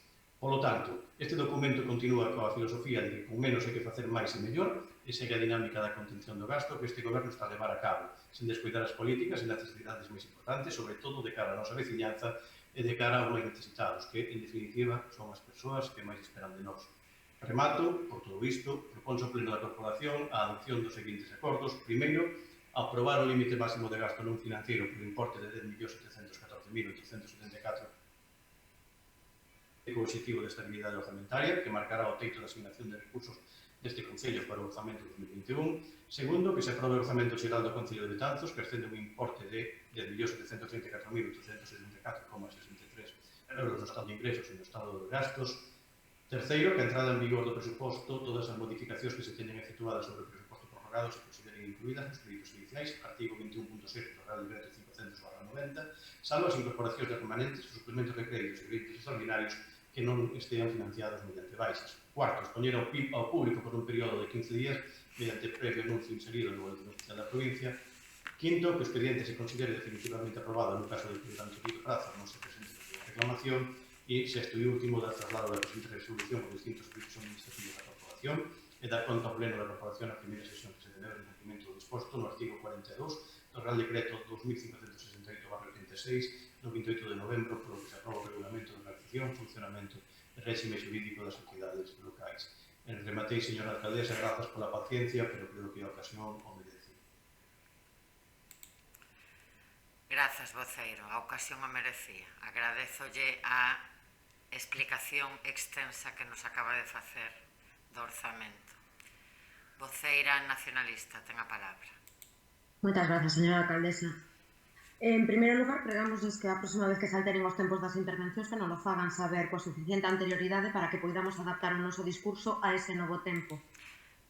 Disculpe, voceira, históricamente é así, en temas trascendentales, non sen nunca moi estricto nos tempos, casi nunca, en temas importantes e trascendentales para o Concello, históricamente é así. O tempo non se mide tan taxativamente e normalmente, cando se explica un orzamento, dáselle ao resto de voceiros e voceiras o mesmo tempo que a persoa que o explica, por cortesía hacia todos e para ser todos e todas iguais. Disculpe, pero sempre, en calquera punto, vai a ser así. Ben, eu de todas maneiras vou me cinguir aos 5 minutos que a norma regula para calquera tipo de debate. Ben, xa hai unhas semanas coñecíamos a través da prensa que a intención do goberno local era levar a pleno os orzamentos municipais no mes de xaneiro. Días despois soubemos, sempre a través da prensa, que a presentación deste documento se retrasaría por dous motivos. Porque ian agardar coñecer con exactitud os orzamentos de outras administracións e para adecuar as contas do Concello á actual situación sanitaria, social e económica que a pandemia nos estaba a ocasionar. Esta afirmación ten a súa importancia por varios aspectos. En primeiro lugar, porque do Concello de Betanzos seguimos a xogar por libre. Presentamos as nosas contas fora de prazo, ano tras ano, no momento que mellor nos acae. En segundo lugar, porque deixan a luz un modus operandi claro. Non temos un equipo de goberno, temos un gabinete de prensa. Pois este é o medio de coñecemento de calquera nova que teña que ver co funcionamento desta institución. En último lugar, e máis importante, porque incumpren máis unha vez a súa palabra. non temos uns orzamentos que se adecúen á realidade sanitaria, social e económica que estamos a padecer toda a poboación mundial. No BNG afirmamos isto porque temos uns orzamentos fora da realidade, que non reforzan o capítulo de investimento máis alá dos convenios con outras institucións, que non reforzan o gasto social máis alá do post social da Deputación da Coruña e que non recollen nin un só euro para as axudas aos colectivos máis afectados pola crise económica que deriva da pandemia que estamos a viver. Mais entremos en detalle. Nos últimos días asistimos a unha serie de promesas de novas axudas para o comercio e para a hostelería, como pudemos comprobar neste mesmo pleno só hai uns minutos, mas seguimos o detalle das contas do documento, observamos que non hai ninguna soa partida reservada para estas subvencións. Por tanto, as súas promesas dunha nova convocatoria de axudas, de onde teñen pensado sacar ese diñeiro tan necesario para colectivos. Ben, é certo que se poden modificar as contas, mas por que non desde o minuto cero contamos con un diñeiro especificamente destinado para estes fins, como nos están a reclamar os colectivos afectados pola pandemia? Comentarán vostedes que se inclúen 2 subvencións nominais coas asociacións de comerciantes e se realizarán campañas de apoio, convenios e campañas que se veñan facendo e que, desde logo, pouco van solucionar se os negocios teñen que estar pechados, total ou parcialmente, como consecuencia da pandemia. Os nosos veciños e veciñas precisan axuda para manter os seus negocios abertos e non publicidade. Asemade, este feito une esa incoherencia manifesta que supón a posición do PSOE na CEGAM, onde prometen reservar 1% dos orzamentos municipais a este tipo de axudas, e a hora da verdade non inclúen por ningures esta medida no seu documento, como fan, por certo, outros concellos da nosa comarca. No entanto, a listaxe de anuncios baleiros non remata aquí. Fala vostedes ata a saciedade do enorme gasto de investimento que inclúe este orzamento. Se eliminamos a parte a que están legalmente obrigados polos convenios que asinan con outras administracións, o investimento volve ser cero. É dicir, a listaxe de obras que tanto acaba de anunciar o voceiro socialista son as do POS, da Deputación, o convenio da Deputación para restaurar o Santo Retiro, as subvencións do IDAE para actualizar a iluminación e a subvención da Xunta de Galicia para o saneamento. É dicir, ningún só euro de investimento que saia do propio Concello máis alá deses convenios. Por tanto, onde van os investimentos prometidos de maneira recorrente na prensa? Ula partida para a reconstrucción da Casa Gótica que se anuncia todos os anos, ulo orzamento para a recuperación da Fonte das 4 estacións. Cal é o investimento do goberno local na rehabilitación do noso casco histórico? E falando do casco histórico, falemos das rehabilitacións, das subvencións para a rehabilitación nas vivendas do casco histórico, onde tamén nos sorprenden co máis absoluto baleiro, con outro cero. Ningún só euro se destina á rehabilitación das vivendas na nosa maltreita zona bella. Neste momento, apostar por un casco histórico reformado, vivo, visitable, supoñería un incentivo sen igual para a nosa hostelería, para o noso comercio, para a nosa economía, en definitiva. Como poden deixar de lado, unha vez máis, un dos principais atractivos da nosa vila, un dos elementos que nos singulariza dentro de todo o territorio? Na situación actual precisamos un orzamento expansivo no capítulo de obras que reactive as empresas do sector e que supoña un reclamo. Mas vostedes ofrecen o de sempre, palabras, palabras, palabras, que diría Rosalía, non feitos. Onde firme do orzamento e no capítulo de gasto corrente, o PSOE véndese públicamente como partido defensor dos servizos públicos, acabo de decir o voceiro. Pero, como sempre, todo pantalla. Realmente son os grandes impulsores das privatizacións. Neste orzamento aparece privatizado todo habido por haber. O servizo de xardíns, o servizo de obras, o cemiterio municipal. Ben, mesmo podemos saber por un reparo a conta xeral do ano 2019 que a redacción destes orzamentos que estamos a debatir hoxe está privatizada. Onde está a defensa do público? Nas palabras, palabras e palabras que dicía antes, nos feitos non. Os orzamentos para servizos privatizados aumentan en case 100.000 euros e xa se aproxima aos 2.200.000 euros, a quinta parte do total en servizos privatizados, case nada. Non nos esquecemos do capítulo de atencións protocolarias, un clásico.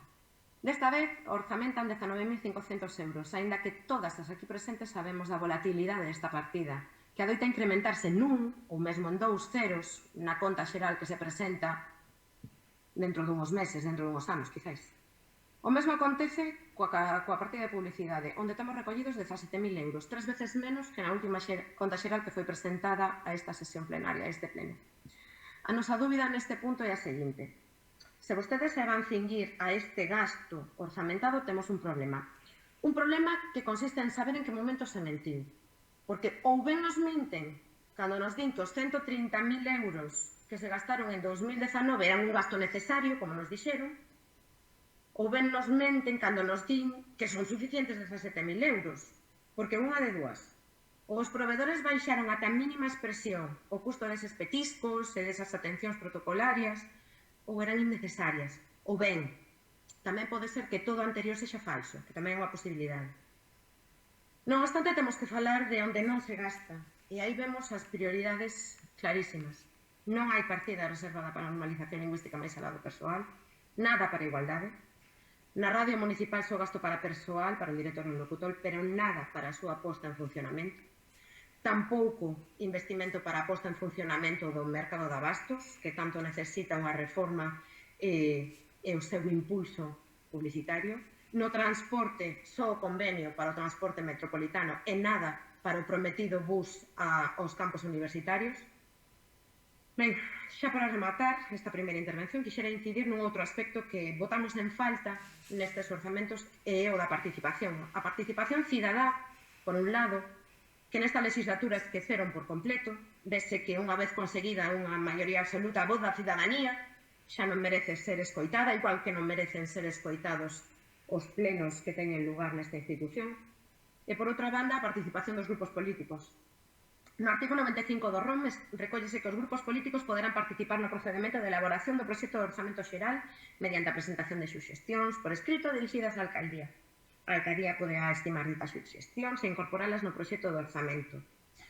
Ben, a isto tamén podemos sumarlle as palabras do propio pleno de investidura de hai case 2 anos en que se abogaba por un diálogo constante cos demais grupos políticos como un dos eixes da legislatura. Desde o BNG fixemos chegar as nosas propostas no momento en que puidemos facelo. Estas non foron atendidas, ni siquiera se nos respondeu. Supoñemos que será porque todo volve ao mesmo punto, a palabras, palabras, palabras, pero feitos ningún. Moitas grazas polo seu tempo e nada máis nesta primeira intervención.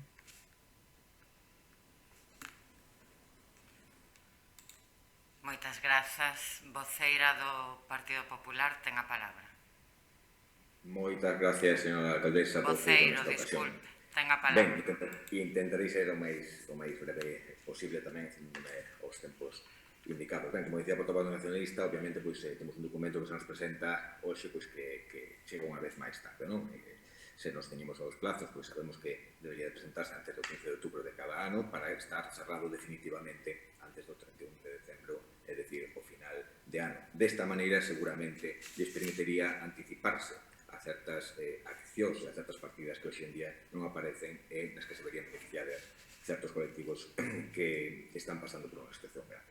Indo á cuestión do documento que hoxe se nos presenta, en relación ao capítulo 1, unha partida de 4.413.000 euros 703,30, que representa máis ou menos o 41% do total do presupuesto, observamos que se experimenta un incremento dun 6,62 respecto á dotación do exercicio anterior, é dicir, está por encima dese límite do 0,9 que está previsto, además, na Lei de Orzamentos Xerais do Estado. Un incremento que, obviamente, e claramente ben motivado pola actualización das retribucións ao previsto na normativa estatal pola entrada en vigor da relación de postos de traballo do Concello de Betanzos. Incrementase tamén, polo que vemos, a dotación presupuestaria para a productividade, superándose aquí tamén da mesma maneira o límite establecido, marcado por a lei, pasando deses 15.000 euros no exercicio 2020 ata os 25.000 que veñen reflectidos neste exercicio ou para o próximo exercicio 2020. Por outra banda, no tocante ao gasto relacionado, o anteriormente sentado, contemplamos que, como manifesta tamén o Departamento de Intervención Municipal, non se reflexa algún personal nesta situación no anexo de personal, debido, obviamente, a existencia de plazas vacantes derivadas da aprobación da relación de postos de traballos, e se ben é certo que a Lei do Emprego de Galicia recolle o deber das entidades locais de elaborar unha relación de postos de traballo, tamén nos indica que deberían aglutinar todos os postos de traballo existentes nesta administración, situación esta que, como ben saben, non se está a producir neste Concello e que, como xa temos debatido en máis dunha ocasión. Por lo tanto, que observamos? Pois, evidentemente, que non coinciden as previsións feitas do anexo de personal cos postos previstos na relación de postos de traballo. Situación esta que deriva fundamentalmente en que se dá cobertura ao gasto de personal existente, pero incumprindo a normativa de emprego público de Galicia dentro do punto de vista que non se están a recoller todos os postos de traballo. En conclusión, o anexo de personal sí que é certo que coincide co capítulo 1 do presuposto no que se refire aos gastos, dando así cobertura o gasto personal existente actual nesta administración, pero non se estaría a cumprir con a normativa de emprego público de Galicia dende o momento que, como dixen anteriormente, non se recollen todos os postos de traballo. No referente ao capítulo 2, no tema de gastos e bens de servicios correntes, unha partida de aproximadamente 3.400.000 euros, o que representa un 32% do total do presuposto que hoxe se nos trae aquí. Destacar que no tocante as facturas correspondentes aos gastos efectuados no exercicio 2020 e que queden pendentes de aplicar o orzamento, vemos que non se consignan as aplicacións correspondentes de gasto no proxecto de orzamento para a súa cobertura. Cuestión esta que pode, como ben saben, desencadenar en diversas infraccións. Cabe recordar, como coñecedores que son, que a suspensión das regras fiscais que temos na actualidade, que temos en vigor nestes momentos, non implica, como ben tamén declara a intervención municipal, a suspensión das obrigas que teñen en canto a loita contra a mobilidade comercial e o cumprimento, dende logo, dos prazos de pagamento, é dicir, que antes de destinar o superávit ou o remanente de tesorería que poidan orixinar para gastos xerais, deberían primeiro, obviamente, atenderse ás obrigas desa famosa conta 413 ou similares no referente, no tocante aos proveedores. Por outra banda, podemos observar que, a xusto tamén da intervención municipal e co obxecto de reconducir o elevado volumen de gasto, recomendase unha serie de medidas a adoptar, medidas estas que xa en outros exercicios non se tiveron en conta e que deberían de tomar ou haber tomado nota de ellas, como poden ser pois, o fomento da contratación administrativa nas prestacións de servicios e execucións de obras para, desta maneira, poder evitar fraccionamientos ilícitos prohibidos pola normativa de contratos. Cuestión, ademais, esta que xa temos debatido en máis dunha ocasión e que, polo que vemos, continúan sen corregir e a intención parece ser que vai ser a mesma. Ou tamén, por exemplo, a de cometer procesos de licitación en ámbitos como as empresas encargadas de actuacións medioambientais ou de espacios naturales, nos referimos ao que son limpiezas, desbroces, etc., ou outro tipo de accións menores, como pode ser o recomendamento en xeral, e que non se están a cometer os procesos de licitación debidos como deberían de acometerse. Noutro sentido, vemos unha vez máis a advertencia con relación á tramitación de expedientes de reconocimiento extrajudicial. Entendemos que a un futuro corto medio plazo pois este tipo de procedimentos van a seguir sendo habituales e debe recordarse que a Lei Reguladora das Facendas Locais sanciona coa nulidade de pleno dereito de todos os acordos, resolución ou actos administrativos que supoñan a adquisición de compromisos de gastos por importes superiores aos decretos autorizados no orzamento de gastos. En este sentido, me refiro a que se van a cometer seguramente unha serie de accións que non veñen reflexidas en partidas en este documento e que obviamente poden xerar algún tipo de problemática para a nosa administración. Requírese, polo tanto, evitar, como ben saben, obviamente un enriquecemento injusto por parte da administración. E debe de recordarse que este é un mecanismo excepcional. Repito, xa o dixen en unha ocasión, é un mecanismo excepcional, polo que o documento económico que hoxe nos presenta indica a todas leguas a súa intención de seguir abusando deste tipo de procedementos nun futuro. De feito, como ben saben, as infraccións en materia de xestión económica presupostaria califica como infracción moi grave os compromisos de gastos ou recoñecementos das obrigas e a ordenación de pagos en crédito suficiente para realizar. E refírome ás partidas específicas nesta materia e que non se ven contempladas neste documento e que probablemente nun futuro se van a dar.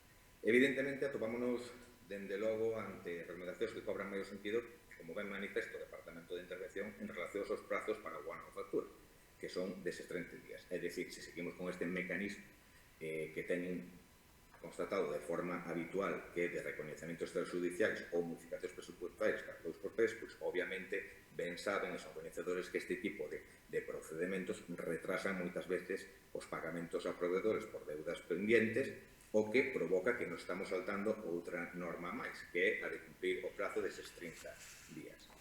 No tocante ao capítulo 6, que é de investimentos reais, neste caso ven unha partida de aproximadamente 2 millóns de euros, o que representa o 18% da totalidade do presuposto que hoxe se nos trae aquí.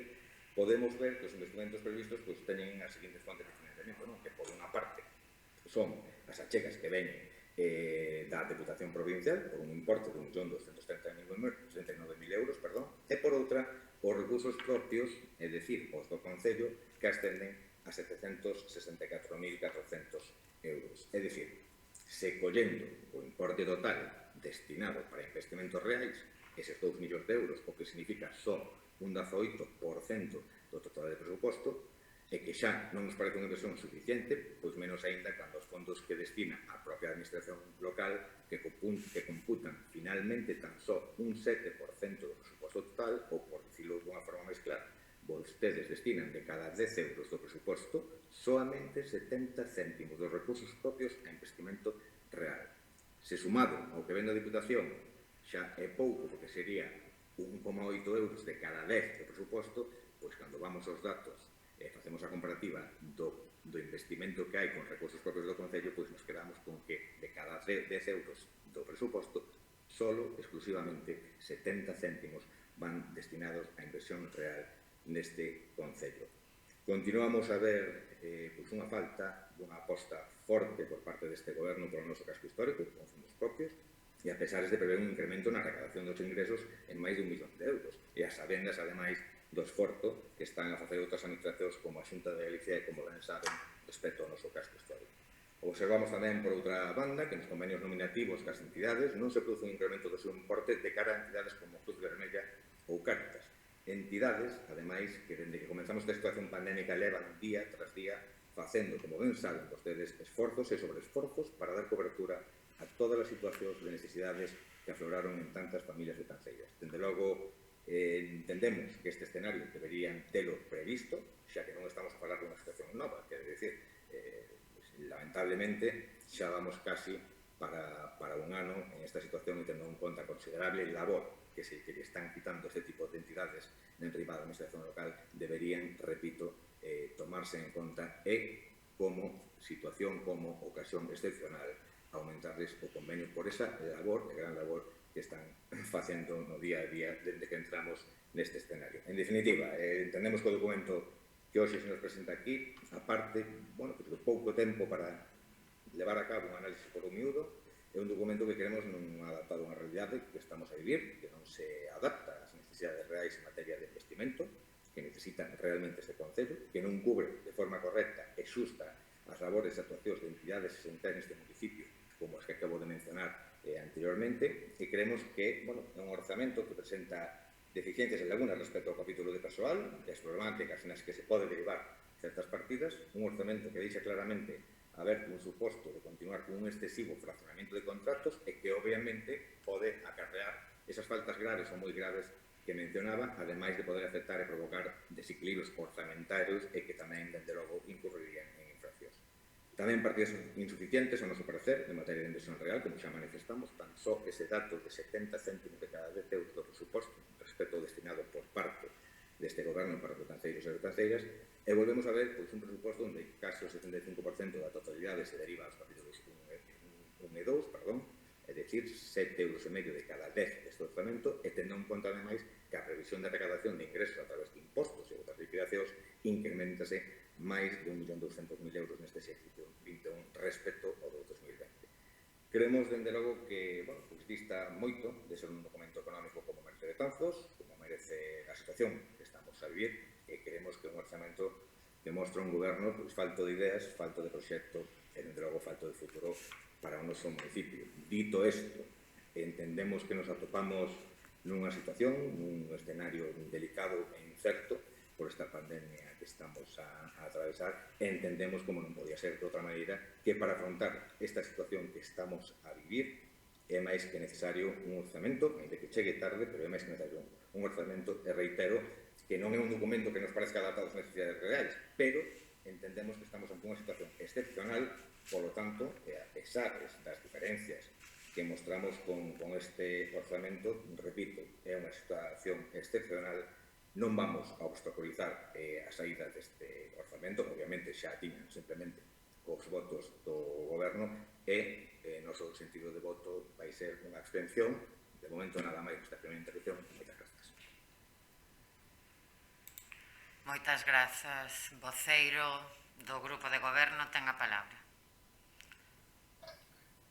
Grazas, señora alcaldesa. Ben, como me excedín sustancialmente na primeira intervención e ainda quedan 4 puntos na orde do día, mas os e preguntas, tratarei de ser o máis breve posible, pero que sí quero dar unha serie de contestacións a certas afirmacións que se realizaron aquí. Ben, comentaba a a señora voceira do Grupo Nacionalista que os orzamentos non se adecuaban á realidade. Miren se se adecuan á realidade que estes orzamentos recollen para políticas de vivenda e de urbanismo 1.161.000 euros, para políticas de seguridade 1.043.000 euros, para políticas de servicios sociais 1.514.000 euros, para educación, que non é a nosa competencia, 915.300 euros, para emprego 200.000 euros, non é a nosa competencia, para promoción do sector cultural e educativo 1 millón de euros e para actuacións de comercio 187.600 euros.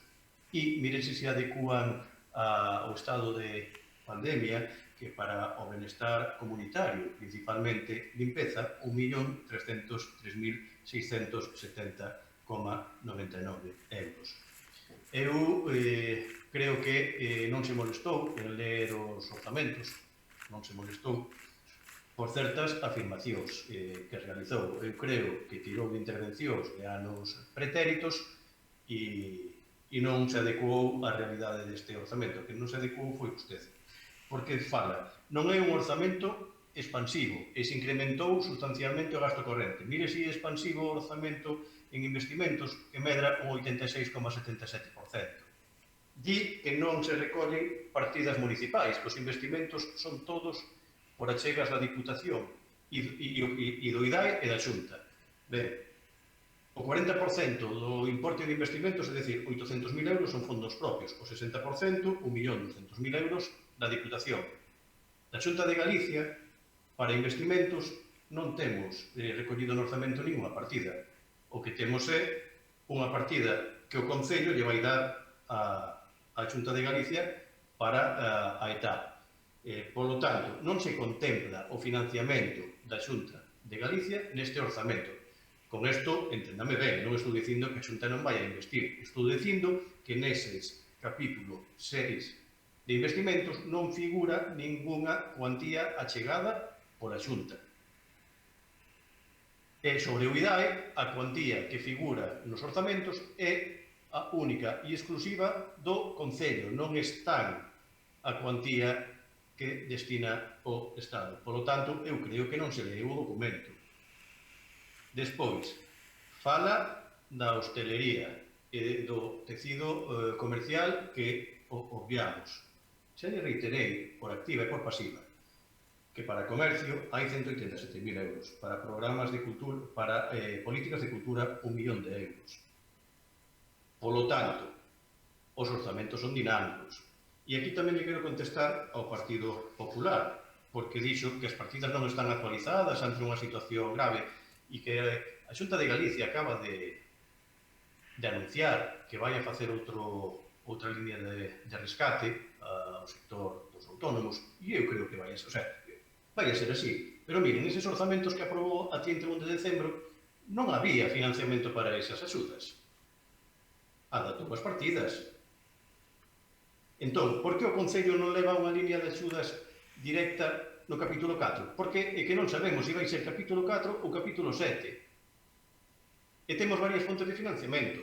Temos esos recursos de 187.000 euros e temos o remanente líquido de tesourería que se desprenda da liquidación do orzamento. E aquí tamén quero contestar ao Partido Popular que o tema das facturas pendentes abordarase unha vez que se liquide o orzamento agora para o mes. E avanzolle cos datos que temos da evolución do gasto do ano pasado e da xestión orzamentaria, esa conta 413 vai a ser sensiblemente ou infinitamente millor que o resultado do exercicio anterior. Fala a voceira do Bloque Nacionalista Galego que outros concellos da comarca adiantáronos o tema das axudas. No 2020, dende logo, non. E no 2021, asegurolle que tampouco. Sobre o casco histórico, que non destinamos nada para a recuperación de edificios.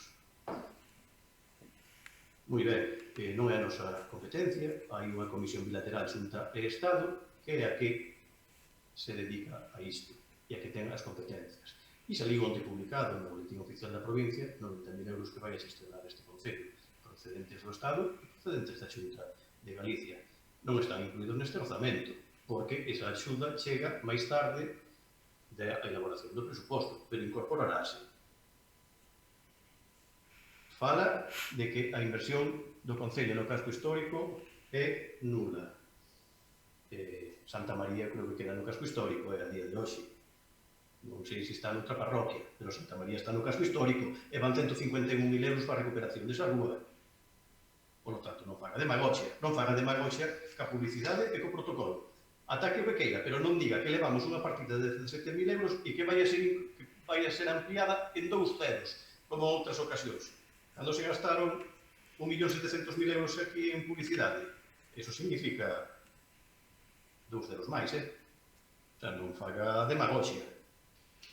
Fala de que sube o gasto corrente. Si, 14.000 euros, o 0,41%, é unha subida abrumadora. Falan dun aumento de gasto corrente, efectivamente, é superior ao do ano pasado, que 14.000 euros. Pero o gasto corrente que se contempla é necesario para o correcto funcionamento dos servicios públicos do Concello e empresta a veciñanza. Pleno tras pleno, vostedes presentan mocións para levar a cabo programas, plans, actividades, demandan mantementos, sin ningún tipo de soporte económico, que non é a súa labor. O soporte económico o ten que decidir o goberno. Ben, pero se lles enche a boca cada vez que o Concello cada vez soporta máis servicios que non lle corresponden, vostedes demonizan estes gastos, pero estamos a falar de transporte adaptado, de axuda no focar, de comedores escolares, de actividades culturais, de actividades deportivas, de normalización lingüística. Sí, normalización lingüística. Unha partida de 12.000 euros en gasto corrente na 912. E ese é o orzamento. Ao igual que di que non hai nada para políticas de igualdade. Sí, no capítulo 2 hai 35.000 euros para políticas de igualdade e de servicios sociais. Que queren? Que apaguemos a calefacción aos usuarios do conservatorio, da biblioteca ou da gardería, que non se pagan as reparacións? Eso é gasto corrente. Falan de privatizar servicios. Volven a insistir con esa demagoxia de privatización de servicios, que se privatizaron a elaboración dos orzamentos. Non, mire, os orzamentos os fixo o goberno e os pechou a intervención municipal. Ao que se refiren da conta xeral, señora Voceira, é cando se elaborou a RPT, o impacto económico desa RPT. Iso foi a factura a que se refire do ano pasado, non na elaboración dos orzamentos do Concello. Falan de privatizacións de xardinaría, do cementerio, da licencia viaria. Mire, temos que prestar os servicios á cidadanía e para a xardinería temos un operario para conservar o pasatempo. Outro para as zonas axardinadas do Concello. O pobre leva de baixa máis de 2 anos. El non ten a culpa, bastante desgraza ten.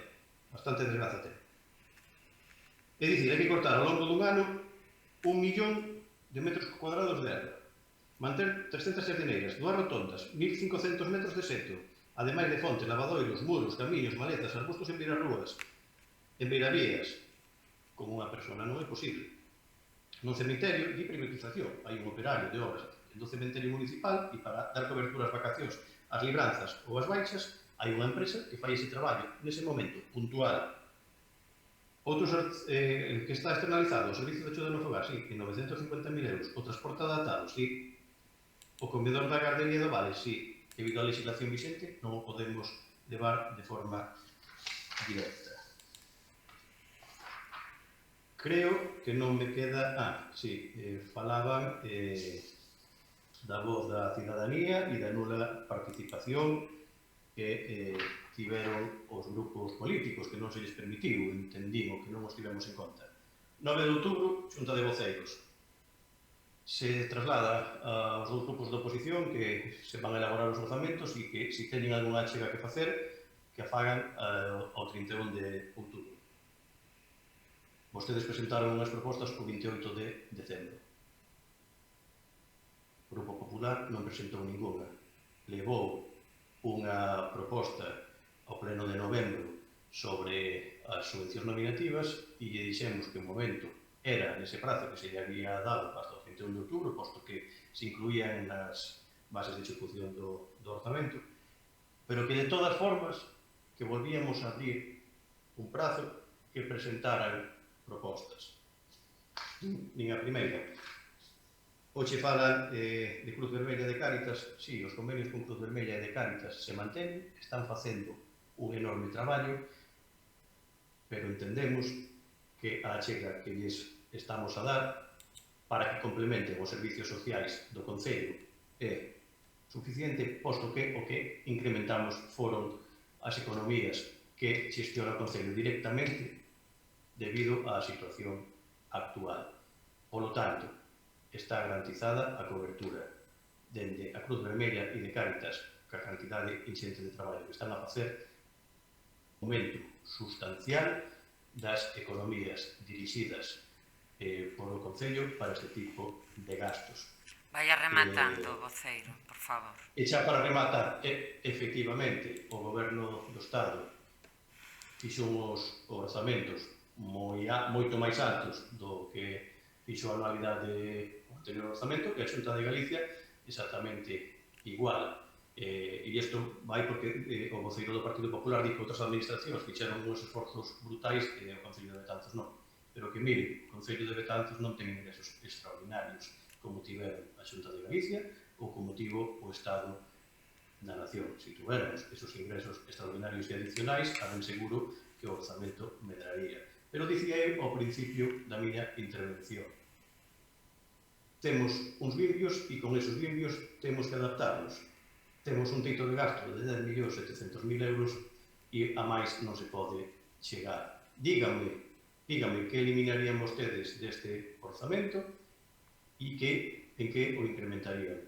As propostas que fixo o Bloque Nacionalista Galego ese 28 de decembro non chegarían 4 ou 5 millóns de euros en investimentos. Dígame de onde os quitamos. Me pode decir de propaganda e de protocolo, quitamos 35.000 euros e con eso a ver que se fai do que vostedes proponen. E xa para rematar, agradecer tamén o talante do Partido Popular e a súa manifestación, dada a situación na que estamos a vivir, que se van a abster. Nada máis que engadir, creo que me queda algo no tinteiro, pero debido a que me pasei na primeira intervención, non quero pasarme nesta tamén. Moitas grazas, señor alcalde. Grazas, voceiro. Voceira nacionalista ten a palabra. Moitas grazas, señora alcaldesa. Ben, como xa manifestamos na primeira intervención, non me vou estender, consideramos que estes orzamentos se afastan da terrible realidade que a pandemia COVID nos está a deixar, que son uns orzamentos que están completamente fora da realidade que as betanceiras estamos a vivir e que non semellan pensados en absoluto para solucionar a problemática actual. Este afastamento da realidade vese claramente no apartado dos ingresos. Vostedes contan con que os ingresos se van a incrementar nun ano de forte crise e logo de aprobar unha serie de bonificacións das taxas. É dicir, que imos ingresar máis en taxas que no ano 2019, antes da pandemia. Nos consideramos que as contas non cadran, non saen. Por outro lado, inciden nos erros recorrentes deste goberno, a falta de investimento real, a falta de participación, a falta de transparencia, a desigualdade. Queremos nesta quenda de palabra incidir noutro aspecto, que é o dos erros que o Servicio de Intervención lles lembra cada ano no momento de presentar a conta xeral anual. Continúan vostedes co aumento do gasto en subvencións nominais e reservan unha mínima partida para subvencións en concorrencia competitiva que, por certo, non se convocan desde o ano 2017. Como lles lembramos ano tras ano, as subvencións nominativas deben ser a excepción e vostedes están a convertelas na única norma que rexe o funcionamento desta institución, que enormemente no clientelismo que este sistema representa. Por outra banda, está a cuestión das fundacións. Por un lado, reserva 20.000 euros para unha fundación que nin sequera está legalmente constituída, co problema legal que isto pode crear a curto prazo. E, por outro lado, orzamentan a mesma cantidade para outra fundación, onde tamén o Concello puxo a parte fundamental do orzamento para a súa constitución, pero que non rende contas de ningún tipo a esta administración.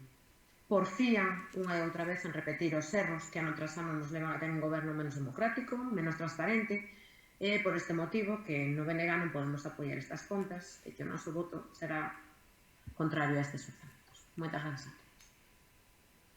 Moitas grazas. Voceiro do Partido Popular ten a palabra. Grazas, señora alcaldesa. Ben, señor voceiro do goberno, teño que recoñecer que me fixo escribir bastante para esta segunda intervención, así que permítame que me reorganice para ir dando contestación a medida do posible. Ben, con respecto aos orzamentos da Xunta ou do Estado, eu non me refería ao esforzo que fan os orzamentos, eu me refería, cando falaba dese esforzo, me refería ao investimento real por parte do Concello respecto ao gasto histórico. Decía que non veía unha partida real dos fondos propios do Concello no gasto histórico contra a que sí que estou vendo da Administración da Xunta. Para nada dixen, falei dos orzamentos xerais da comunidade autónoma e do esforzo que fan, que estou seguro que se fixo, pero non o comentei na primeira intervención. Falaba das propostas, bueno, obviamente fixemos unha, que era aquela das letras nominativas, unha que se fai, unha que non se ten en conta, así que imagínense as esperanzas que levábamos para intentar facer máis, pero eu creo que o que ten que facer un goberno municipal, aparte de, cando chegue o momento de elaborar uns presupuestos, chamar os grupos para decir que queren propoñer, o que debe de facer un goberno municipal é ano tras ano ir recollendo pois todas as iniciativas e propostas que se van facendo por parte dos grupos que conforman a corporación en cada pleno, ir recolléndolas e irlas guardando e despois de recordatorio chamar aos grupos, ver esas propostas e ver cales se poden facer e cales non se poden facer. Creo, sinceramente, que iso debe de ser o que ten que facer un goberno municipal.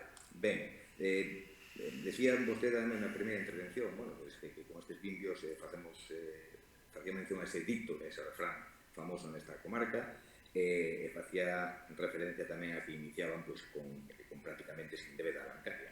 Ben, pues, a pregunta é a seguinte, se non hai débeda bancaria, se reduciu esta deuda bancaria do cual nos alegramos, obviamente, recorde ben de que esta deuda bancaria, non vamos a falar do pasado, pero recorde ben de que esta deuda bancaria, pero bueno, se xa prácticamente inexistente e se reduciu, pois con máis razón para que o goberno municipal faga un maior esforzo do que mostrou neste documento. É dicir, máis esforzo de investimento real, máis esforzo coas entidades que están a levar a cabo os valores fundamentales, que mencionei xa con anterioridade, e que libran, dende logo, de moita carga a administración local. Creo que de eso somos bastante conscientes.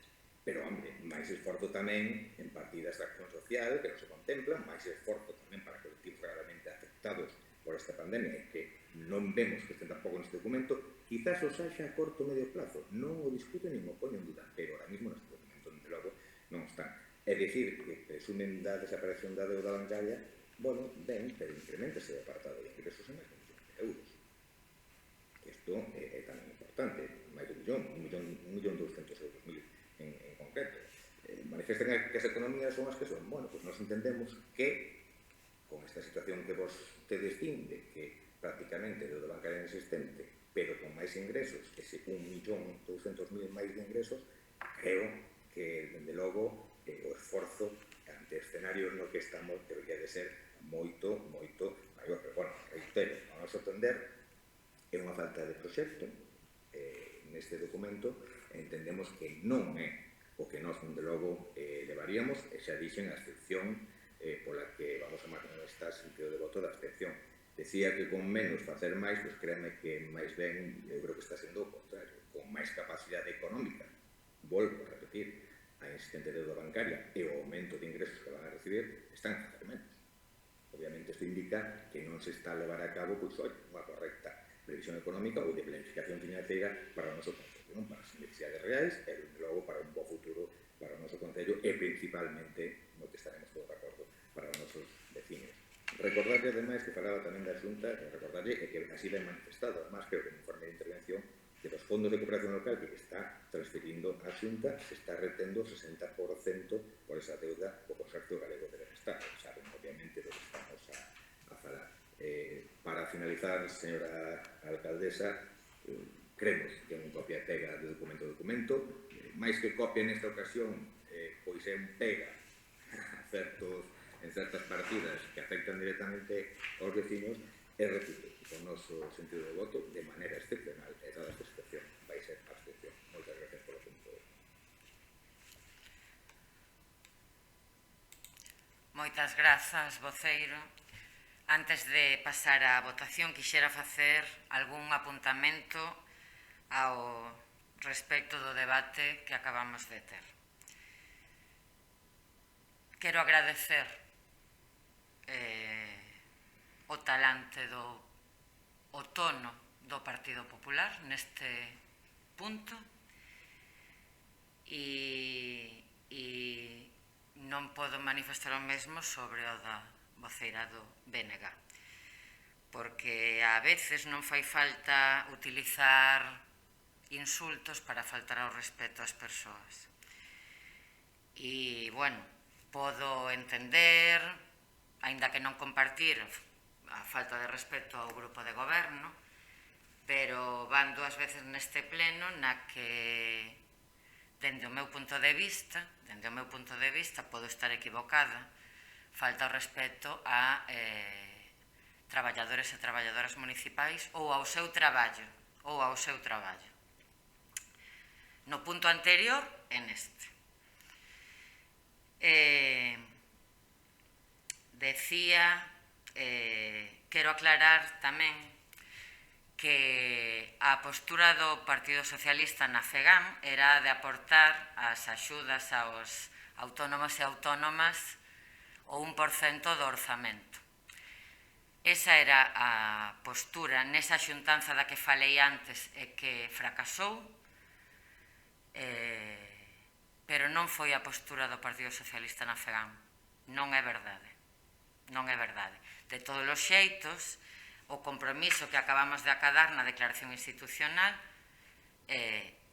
as axudas que se dieron no 2020 supoñían máis do 1% do orzamento municipal do ano 20 e o compromiso que acabamos de acadar aproximadamente ese 1% e non vai a acabar aí as axudas á hostelería neste concello. Por tanto, non é certo o que dixo sobre a postura do Partido Socialista na FEGAM. Mentira. Decía o voceiro do grupo de goberno, e eu quería reiteralo, que en outubro pedimosles achegas. Vostede dixo que as fixeron en canto poideron. Eu iso podo entender perfectamente. Pero ben lle recordou que se fixeron a finais de decembro. Os orzamentos, un orzamento municipal, non se fai en 2 días. Require moito traballo técnico, que leva moito máis tempo do que quixéramos tamén, como case todas as cousas importantes. Falábamoslo antes no tema do pasatempo e tamén a hora de o traballo técnico que require un orzamento para un concello.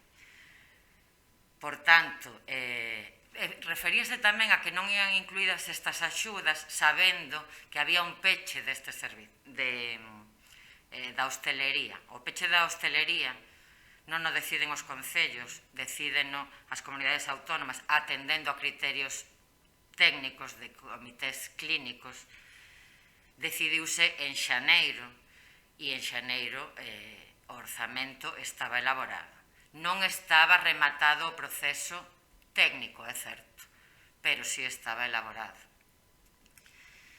Falaba, unha vez máis, das subvencións nominativas e fala delas como clientelismo.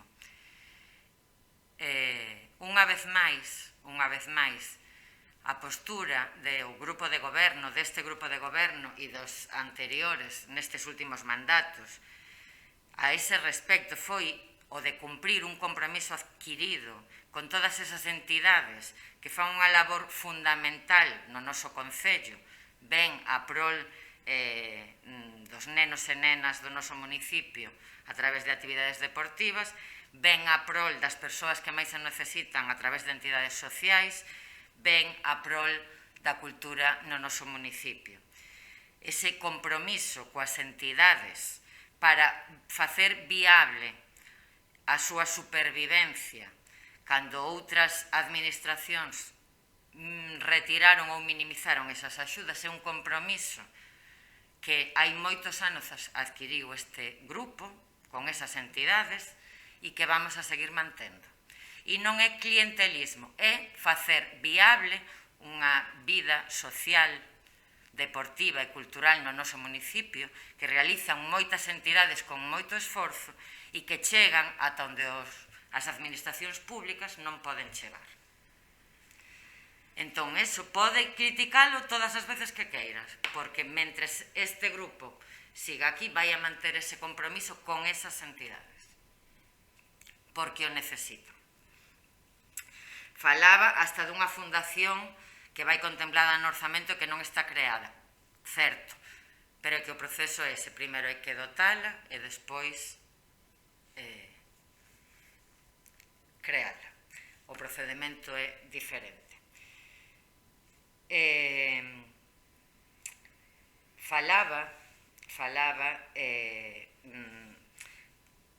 Daban a entender que en servizos sociais non se incrementaban as partidas, non se entendían as necesidades derivadas desta pandemia.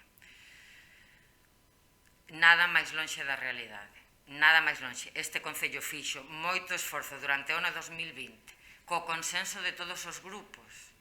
Repito, que é un orgullo para este Concello, que debe selo, e que non foi así en todos os concellos, nin na maioría, diría eu. E seguirá a facer un esforzo enorme para facer fronte ás necesidades e á situación que xenera social e económica esta pandemia, e espero que continue a ser coa unanimidade e o consenso de todos os grupos. Ben, dito eso, señor secretario, que se someta á votación. Sometes a votación o punto 5 do orde do día, que é o Orzamento Xeral do exercicio 2021. Votos a favor? O Grupo Socialista manifiesta su voto favorable. Votos en contra? O BNG. Abstencións? O Grupo Popular manifesta abstención. Ben, pois este punto queda aprobado co voto favorable do Partido Socialista, o voto en contra do Bloque Nacionalista Galego e a abstención do Partido Popular. Punto seguinte. Punto seguinte, número 6, que é moción do Grupo BNG de apoio ao sector da hostelería en Betanzos.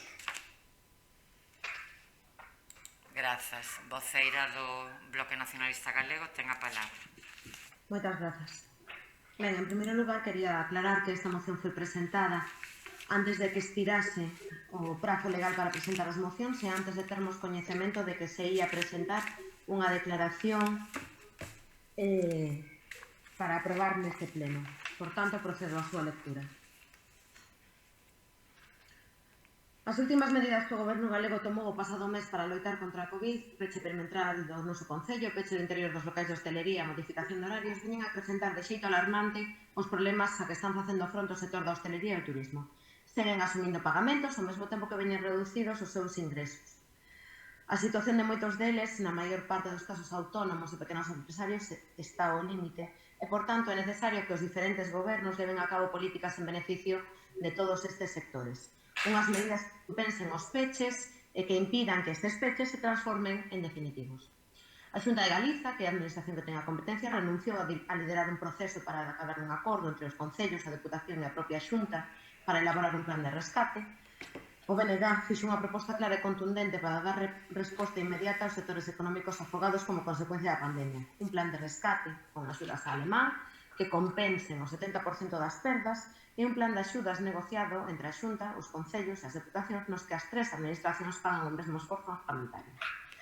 Esta proposta fíxose co convencemento da necesidade de dar unha resposta áxil e rápida a uns sectores que xa non poden agardar máis e que só cun gran acordo entre as administracións e as forzas políticas poderían facer fronte á dramática situación económica que a sociedade galega afronta. No Concello de Betanzos, desde o BNG trasladamos ao pleno no pasado mes de xaneiro a petición de que se axilice a resolución e cobro de todas as axudas aos sectores do comercio, da hostelería e dos servizos que aínda se estaban a tramitar desde o primeiro confinamento. Pasou outro mes e hai axudas que continúan a agardarse, deixando a hostelería de Betanzos nunha situación de completo abandono.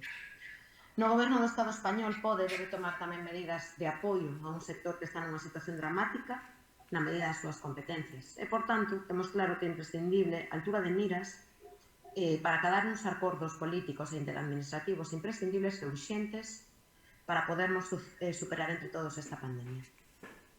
Por todo isto, solicitamos ao Pleno a aprobación dos seguintes acordos. Instar ao Goberno local a resolver e abonar de inmediato as axudas á hostelaría, comercio e aos autónomos que se aprobaron despois do primeiro confinamento pola pandemia da COVID na primavera de 2020. Instar ao Goberno local a habilitar unha nova liña de axudas en colaboración das Deputacións e a Xunta, ou en solitario, para evitar o peche definitivo de moitos dos negocios que están sufrindo con toda a dureza as consecuencias da crise económica que deriva da crise sanitaria da pandemia provocada polo COVID. En terceiro lugar, instar o goberno local a renunciar ás subidas das taxas, como a da auga que propuxo o equipo do goberno municipal, xa que repercutirían directamente en dificultar ainda máis a situación destes negocios. En cuarto punto, instar a Xunta de Galiza, a Administración competente en materia económica, a activar un plan de rescate para a hostelería e o turismo que cubra o 70% das perdas polas restriccións da pandemia e compatible con calquera outra axuda pública. En quinto lugar, instar ao Goberno do Estado español a abrir unha liña de axudas directas específicas para o sector da hostelería e os negocios directamente asociados e dependentes do sector, que sexa compatible con calquera outra axuda ou medida de fomento outorgadas desde as administracións públicas. En sexto lugar, instar ao Goberno do Estado español a exonerar do pago das cotas da Seguridade Social os autónomos do sector da hostelería afectados polas restriccións totais ou parciais da actividade e exonerar tamén do pago das cotas empresariais á Seguridade Social correspondente o tempo de peche para aqueles autónomos do sector gravemente afectados pola necesidade de adoptar restriccións de actividade e ampliar até os 3 anos o período de carencia dos créditos ICO. En sétimo lugar, instar o Goberno do Estado español a rebaixar a un 4% o IBE da enerxía eléctrica en lugar do 10% ou 21% que se lleven aplicando. Isto serviría como unha axuda directa para facilitar o pagamento da administración nun momento de reducción dos ingresos pola situación xerada pola pandemia da COVID-19 e garantir a ausencia de costes de suministros motivados polo impacto. Moitas grazas pola súa atención, nada máis. Moitas grazas. Voceira popular ten a palabra. Moitas grazas, señora alcaldesa. Quería reiterar as miñas palabras da declaración institucional. Non podemos estar máis de acordo coas peticións e as palabras da plataforma Sostelería de Betanzos. Algúnas delas, como decía, levamos un ano solicitando, moitas delas sin éxito, pero eso non é o que nos ocupa hoxe. Que mellor que eles e elas para expoñer as súas necesidades e, evidentemente, a súa realidade. Pensamos que é o momento de deixar os protagonismos políticos a un lado, é o momento de demostrar que estamos cos dos veciños e veciñas, abandonemos os egos e os logros partidistas e poñámonos ao carón deles, a traballar na súa realidade. Señora voceira do Bloque Nacionalista Galego, pelexe polo ingreso que solicitou a voceira da plataforma, os seus dereitos, esos 300 euros, pelexe porque o Goberno Municipal incluía máis de 150.000 euros na partida destinada aos hosteleiros e hostaleiras, deixe de poñer condicións políticas e defenda aos seus veciños e veciñas, porque evidentemente se aos seus veciños e veciñas lles vai ben, a Betanzos lle irá mellor. De todas formas, non será o Partido Popular o que poña pedras no camiño ás peticións dos veciños, como o seu grupo xa demostrou en outras ocasións cando o Partido Popular presentou algunha petición. Aínda que cheguen tarde, nós non apoiaremos, evidentemente, este posicionamento do Bloque Nacionalista Galego porque entendemos que é o momento de apoiar as posturas e as peticións da plataforma Sostelería de Betanzos. Única e exclusivamente as súas peticións. Non teño nada máis que engadir, que o noso voto será o da abstención. Nada máis e moitas grazas. Grazas. Voceira socialista ten a palabra. Voceira socialista, ten o micro silenciado. Perdón, gracias, alcaldesa, señora alcaldesa. Despois da declaración institucional coa que comenzamos este pleno, dende o Grupo Socialista manifestamos que nos mantemos firmemente co recollido en dita declaración e que, polo tanto, non imos adoptar acordos a maiores que os que figuran no texto apoiado por toda a corporación e consensuado coa plataforma Sostelería de Betanzos. Así pois, non creo necesario explicar de novo as medidas, tanto as xa adoptadas como as previstas para os próximos días ou semanas. Únicamente quero incidir en que este grupo de goberno é consciente das problemáticas que esta pandemia trouxo o conxunto da sociedade e, concretamente, na hostelería da que estamos a falar nesta moción. É por iso que traballamos para prestarlles todo o noso apoio dende o inicio da pandemia, nestes momentos e tamén no futuro máis próximo.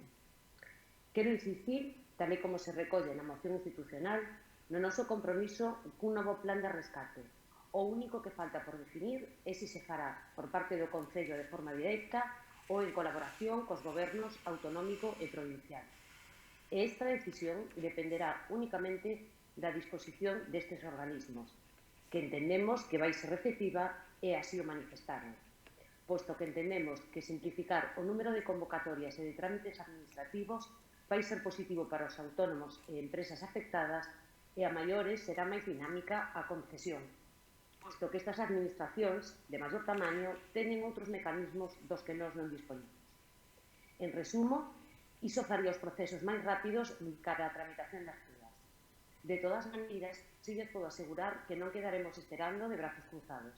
Se non se resolve este asunto nos próximos días, o Concello iniciará o seu propio plan de rescate. Non quero acabar esta intervención sen facer unhas puntualizacións respecto a esta moción que nos presenta o BNG e que ten datos incorrectos. Concretamente, cando se refire a que as axudas seguen sin chegar, mire, señora portavoz do BNG, vostede presentou por registro esta moción o pasado día 21 de febreiro e o Concello de Betanzos publicou a lista definitiva das concesións o día 5 de febreiro e realizou o pagamento das ditas axudas o día 11. Polo tanto, cando vostede presentou esta moción, as axudas levaban 10 días ingresadas nas contas bancarias dos beneficiarios. Con isto, manteño, non obstante, o que dixen o pleno pasado, que o proceso se estaba atrasando máis do desexado. Por certo, quero manifestar que respecto ao plan reactiva impulsado pola Deputación, onte mesmo resolveuse a lista de concesión definitiva, dentro dos plazos que nos marcaba a Deputación, e concederonse un total de 119 axudas por importe de 244.000 euros, dos cales o 42% dos beneficiarios eran negocios de hostelería e o 46% do montante económico correspondeulle a este colectivo. Díxose na declaración institucional que instaríamos a Xunta e o Goberno de España que abran liñas de axuda e, afortunadamente, ambas administracións xa se expresaron neste sentido. A Xunta publicou a segunda orde de axudas do Plan de Rescate, coa activación dunha liña específica para a hostelería e o Goberno de España anunciou un paquete de axudas de 11.000 millóns para empresas e autónomos, que eran os sectores máis golpeados pola pandemia, como son o turismo e a hostelería. É un primeiro paso, pero seguiremos defendendo e dando voz aos sectores afectados por esta pandemia sempre que o demanden. Nada máis polo momento. Moitas grazas. Moitas grazas. Voceira nacionalista, ten a palabra. Moitas grazas. En primeiro lugar, reitero as palabras con que iniciei a miña pasada intervención. Esta moción foi presentada antes de termos coñecemento de que se ia presentar nunha declaración institucional, informóusenos de que se estaba a traballar nela, mas como 8 días despois dese WhatsApp non coñecíamos o texto, decidímonos a dar este paso de presentar esta moción. Unha moción que se presentou coa ansia de facer propostas sempre en positivo, útiles e que axuden os sectores afectados a sair da crise. A declaración institucional, obviamente, é un documento ao que nos sumamos, porque está ben, mas compre ir máis alá e facer fincapé nas outras institucións que se impliquen na axuda aos nosos hostaleiros. A Xunta debe dar aqueles fondos porque son os que posúen as competencias en materia sanitaria e o Estado ten a posibilidade de renegociar tanto as cotas de autónomos como a seguridade social, como os créditos SICO. Recollo a bandeira ou a luva que me lanza a voceira do Grupo Popular, por suposto, non cexarei en ningún momento en loitar polos intereses desa plataforma de hostelería. Contan comigo para absolutamente todo o que poida facer desde a miña modesta posición. Insto a vostede que faga o mesmo coa Xunta de Galicia, que traballemos todos arreo para poder sairmos desta situación mesmo ata faltarlle o respeto a quen sexa. Moitas grazas a todos. Moitas grazas. Voceira popular, ten a palabra.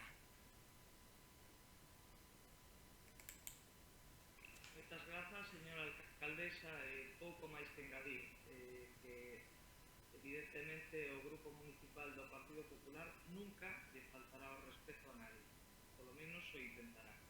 Evidentemente utilizaremos toda a nosa insistencia con calquera administración, de calquer tipo, de calquera color, para estar ao carón dos nosos veciños e veciñas, que penso que é algo que o Grupo Municipal do Partido Popular xa ten demostrado dende que se iniciou esta pandemia, e que así seguiremos facendo. E insisto, con administracións de calquera color político, incluso as do Partido Popular. Polo tanto, insistir en que nunca, polo menos dende o noso respeto institucional, faremos nada en contra de ninguna administración que evidentemente este a carón dos veciños e das veciñas de Betanzos. Nada máis que engadir e moitas gracias. Voceira socialista. Gracias, señora alcaldesa. Pois nada máis, simplemente explicar o sentido do noso voto, que en este caso vai ser en contra da moción, debido a que nos cinguimos á moción institucional e, ademais, incidimos en que o primeiro punto que propoñen resolveuse con anterioridade á presentación desta moción. Nada máis, moitas gracias. Moitas grazas ás tres voceiras.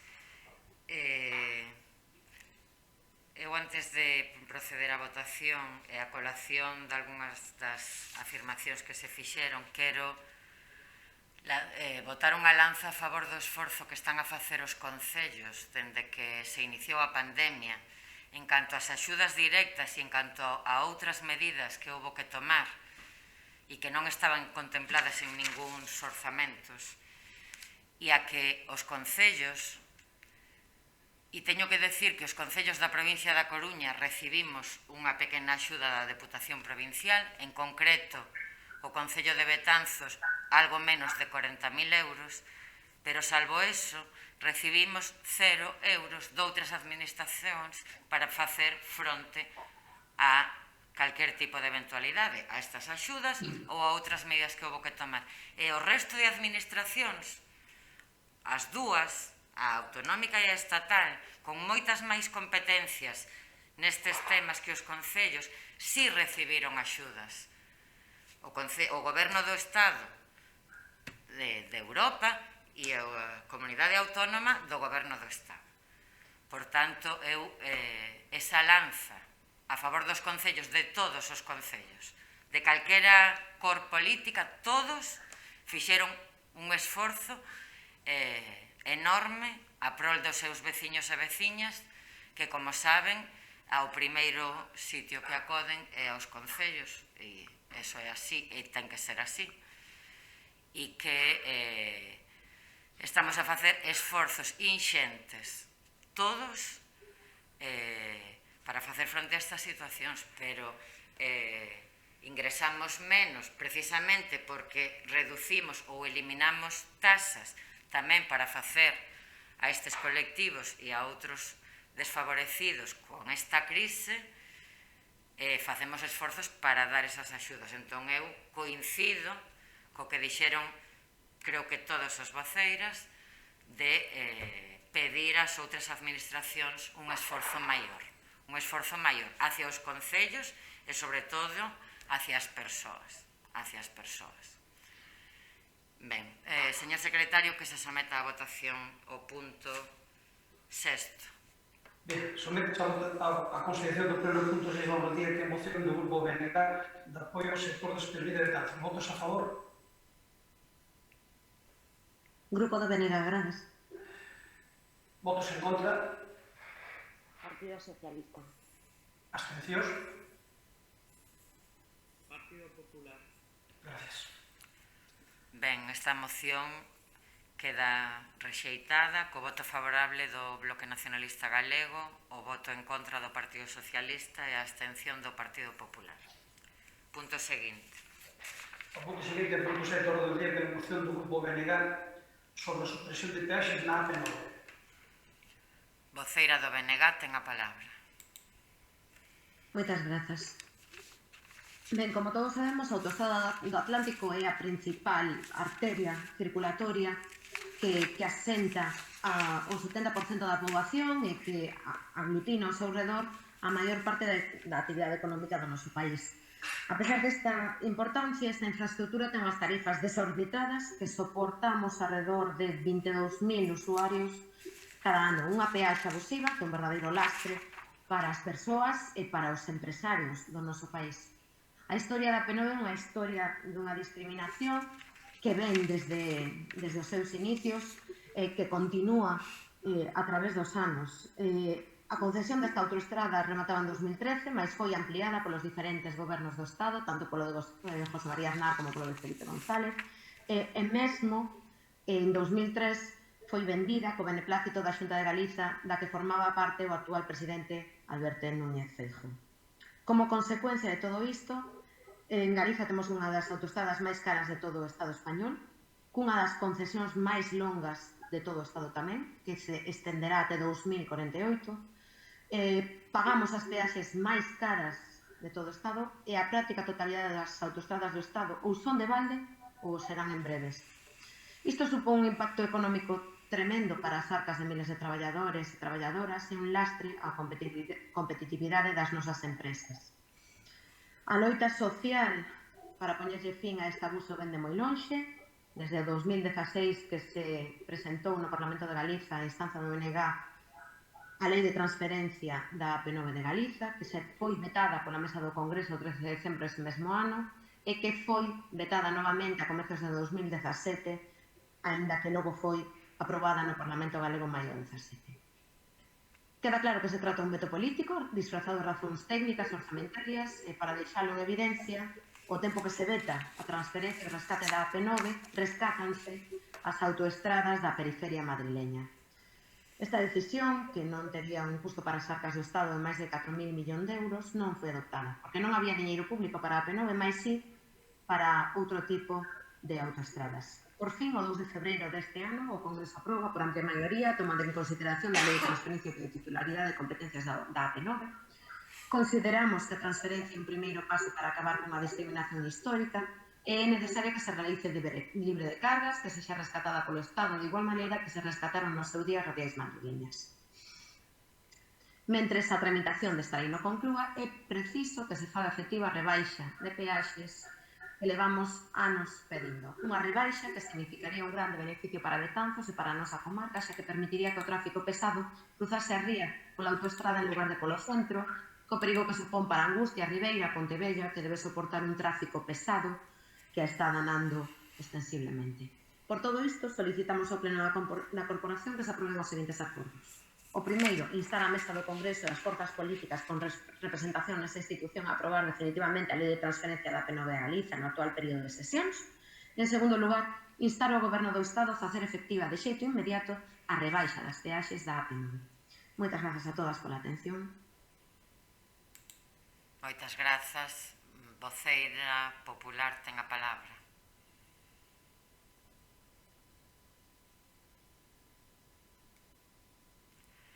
Voceiro popular que intúo que vai intervir ten o micro silenciado. Agora sí. Ten a palabra.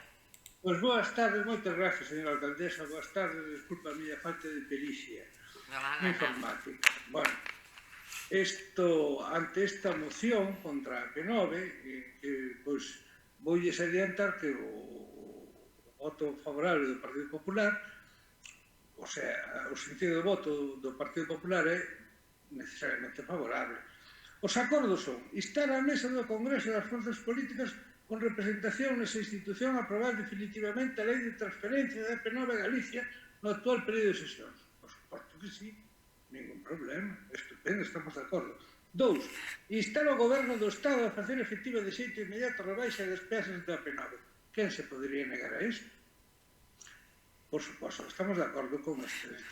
Temos que facer só unha precisión, que suxerimos mellorar o texto do primeiro apartado engadindo, sí, hai que traspasar a P9, pero cos recursos necesarios para cometer as obras pendentes, manter as bonificacións comprometidas, e garantir a súa aceitada xestión. Que non nos pasen, o sea, que non nos la pasen, pero como podríamos dicir coloquialmente, libre de cargas, das cargas comprometidas. Cos recursos necesarios para cometer as obras pendentes. Manter as bonificacións comprometidas e garantir a súa aceitada xestión. Eu creo que con este engadido melloraría bastante tal, no mesmo sentido do que é esta proposta, que non pasa nada. E do resto, dicir que sí, que estamos de acordo coa proposta dos acordos. A proposta dos acordos estamos de acordo. Pero que a exposición de motivos non podemos estar de acordo. Non podemos estar de acordo.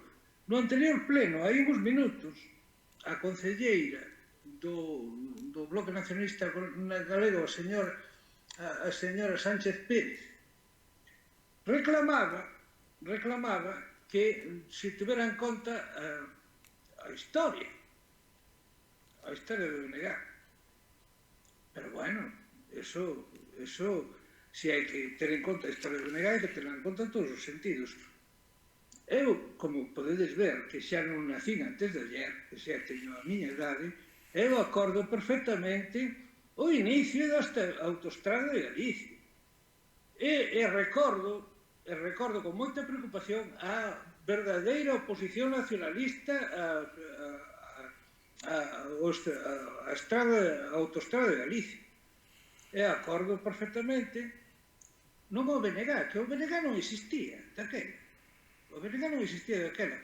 Daquela existía o Bloque Nacionalista Popular Galego, que logo perdeu a P. A perdeu polo camiño, pero sí. Pero hai que ter memoria histórica. Cando se reclama a historia, reclamase en todos os aspectos. Se se quere facer historia, o BNG debería lembrar tamén que era un partido no goberno galego no bipartito. Cando no ano 2008, que acordámonos todos do ano 2008, votou no Parlamento galego en contra das reclamacións de transferencia da P9 a Galicia. Dato que se pode contrastar.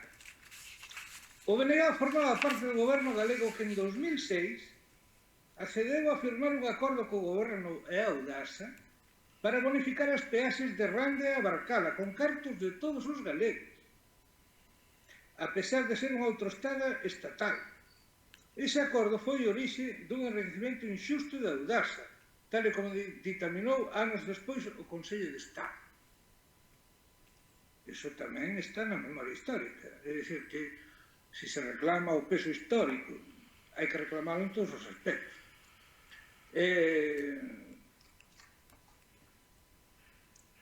Sí, a autoestrada galega é a autoestrada galego é a autoestrada máis cara do Estado español. Sí, é realmente un agravio comparativo aos galegos, é totalmente inxusto a situación da autoestrada. Sí, nós queremos instar ao Congreso e as forzas políticas con representación nesa institución a aprobar definitivamente a lei de transferencia da P9 a Galicia. Queremos instar ao Goberno do Estado a facer efectivo de xeito inmediato a rebaixa das peaxes da P9, o sea que vamos a votar favorablemente a esta moción.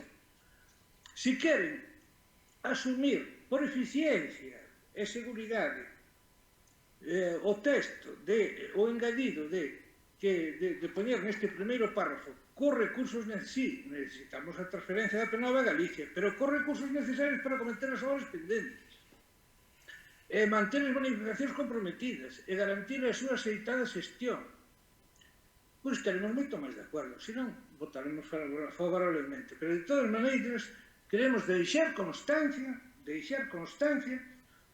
da nosa aceptación desta proposta de acordos, pero da discrepancia coa exposición de motivos desta moción. Que a exposición de motivos desta moción é que non responde á realidade. Non responde á realidade.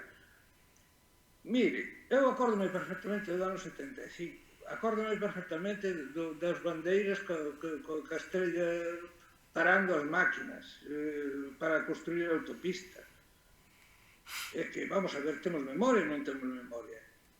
É que, claro, a concelleira do Bloque Nacionalista Galego pois ten determinada idade, a mellor non se acorda deso, pero eu lle preguntaría, de verdade, se tuviéramos un tal, lle preguntaría a esta vocera, lle preguntaría, usted se acorda quen era Moncho Valcárcel? Moncho Valcárcel, quen era? Moncho Valcárcel anduvo parando todas as obras da autostrada de Galicia.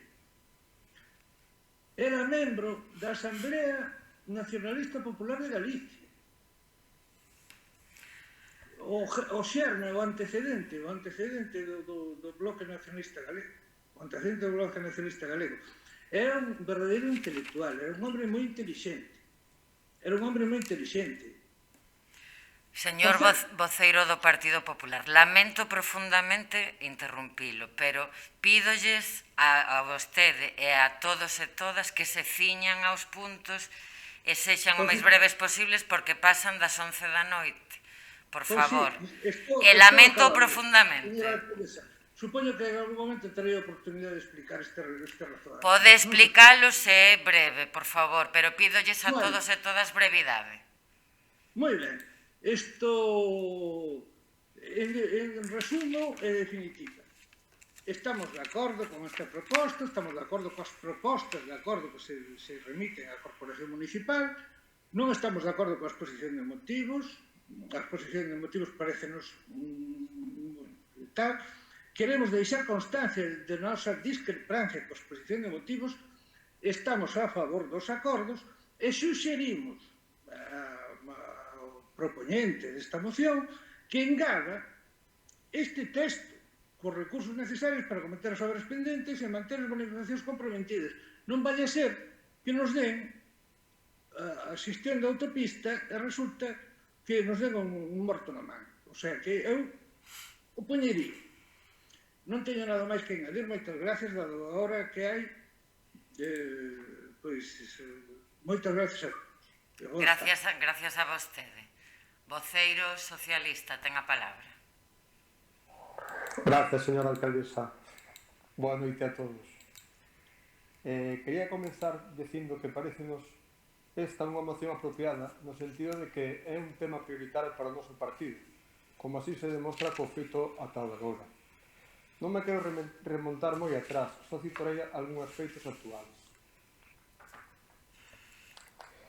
En decembro de 2018, o Grupo Socialista acabou co veto do anterior goberno a debater a transferencia da autostrada no Congreso, proceso que se para pola convocatoria electoral retomándose no seguinte mandato.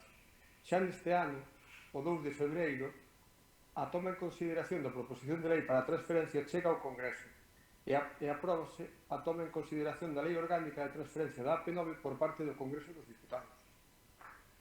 Entretanto, nos presupostos xerais deste ano, para o 2021, consígnase unha cantidade de 63 millóns de euros para a bonificación de peaxes da dita autostrada, o que suporá unha rebaixa histórica nas peaxes desta infraestructura mentre non se finaliza a transferencia.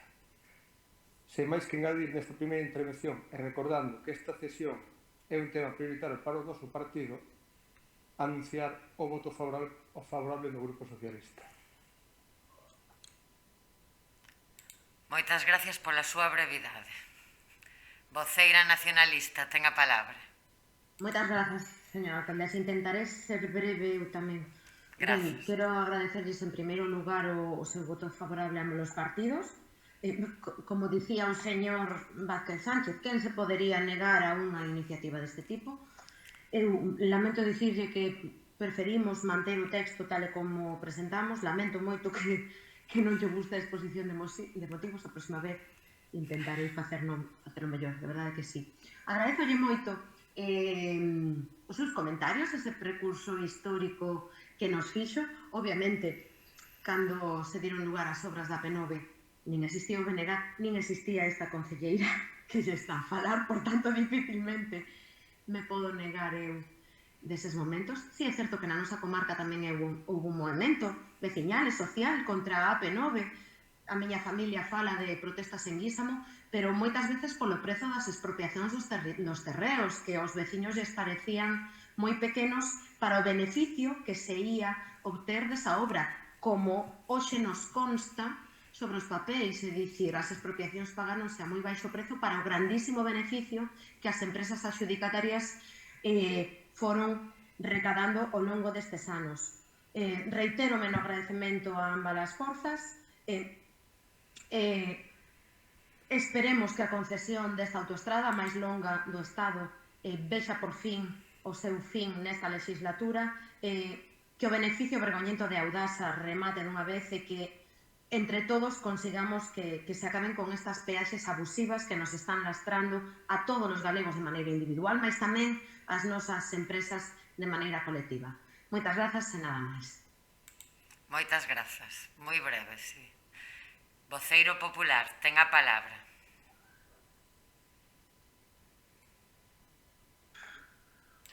Moitas gracias, alcaldesa. Non tiña pensado volver a hablar.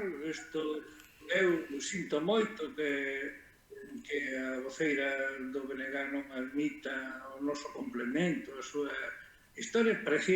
A min pareceme que quedaba bastante mellor, pero bueno, son opinións.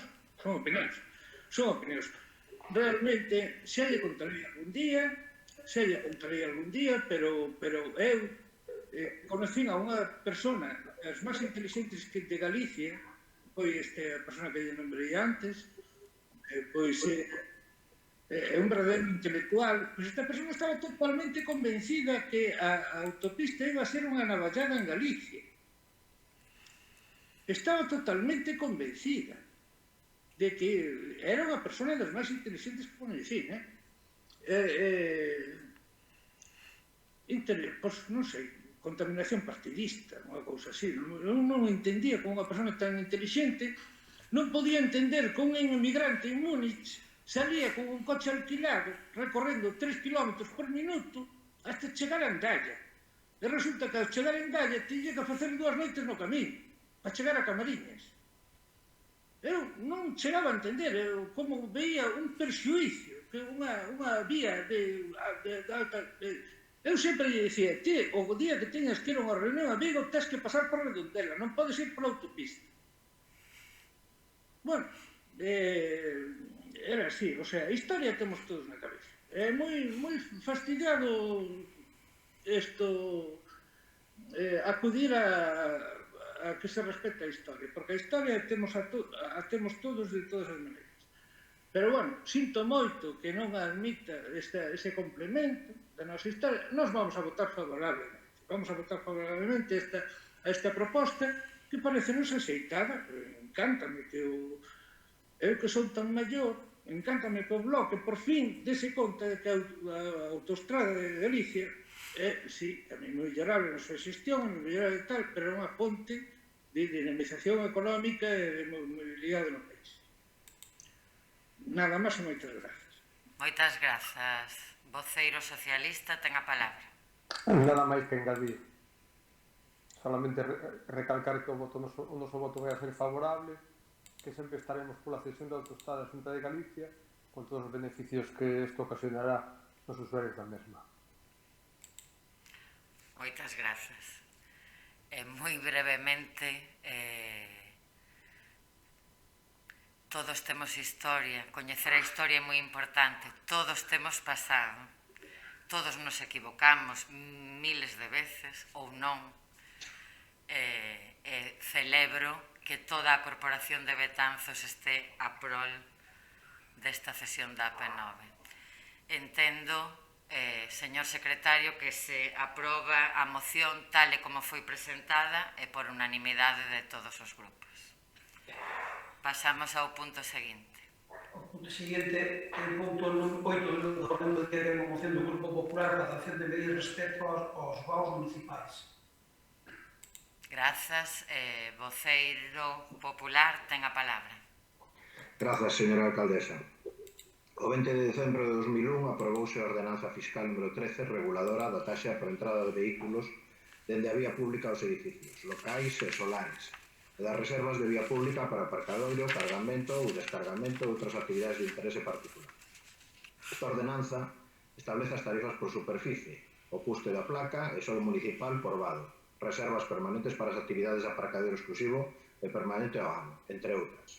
Recentemente, recibimos queixas continuadas de veciños e veciñas que non poden facer uso dos seus vehículos ao toparse atrancados os accesos aos garaxes e locales debido á imposibilidade do uso da grúa municipal, por atoparse os traballadores de baixa laboral de longa duración.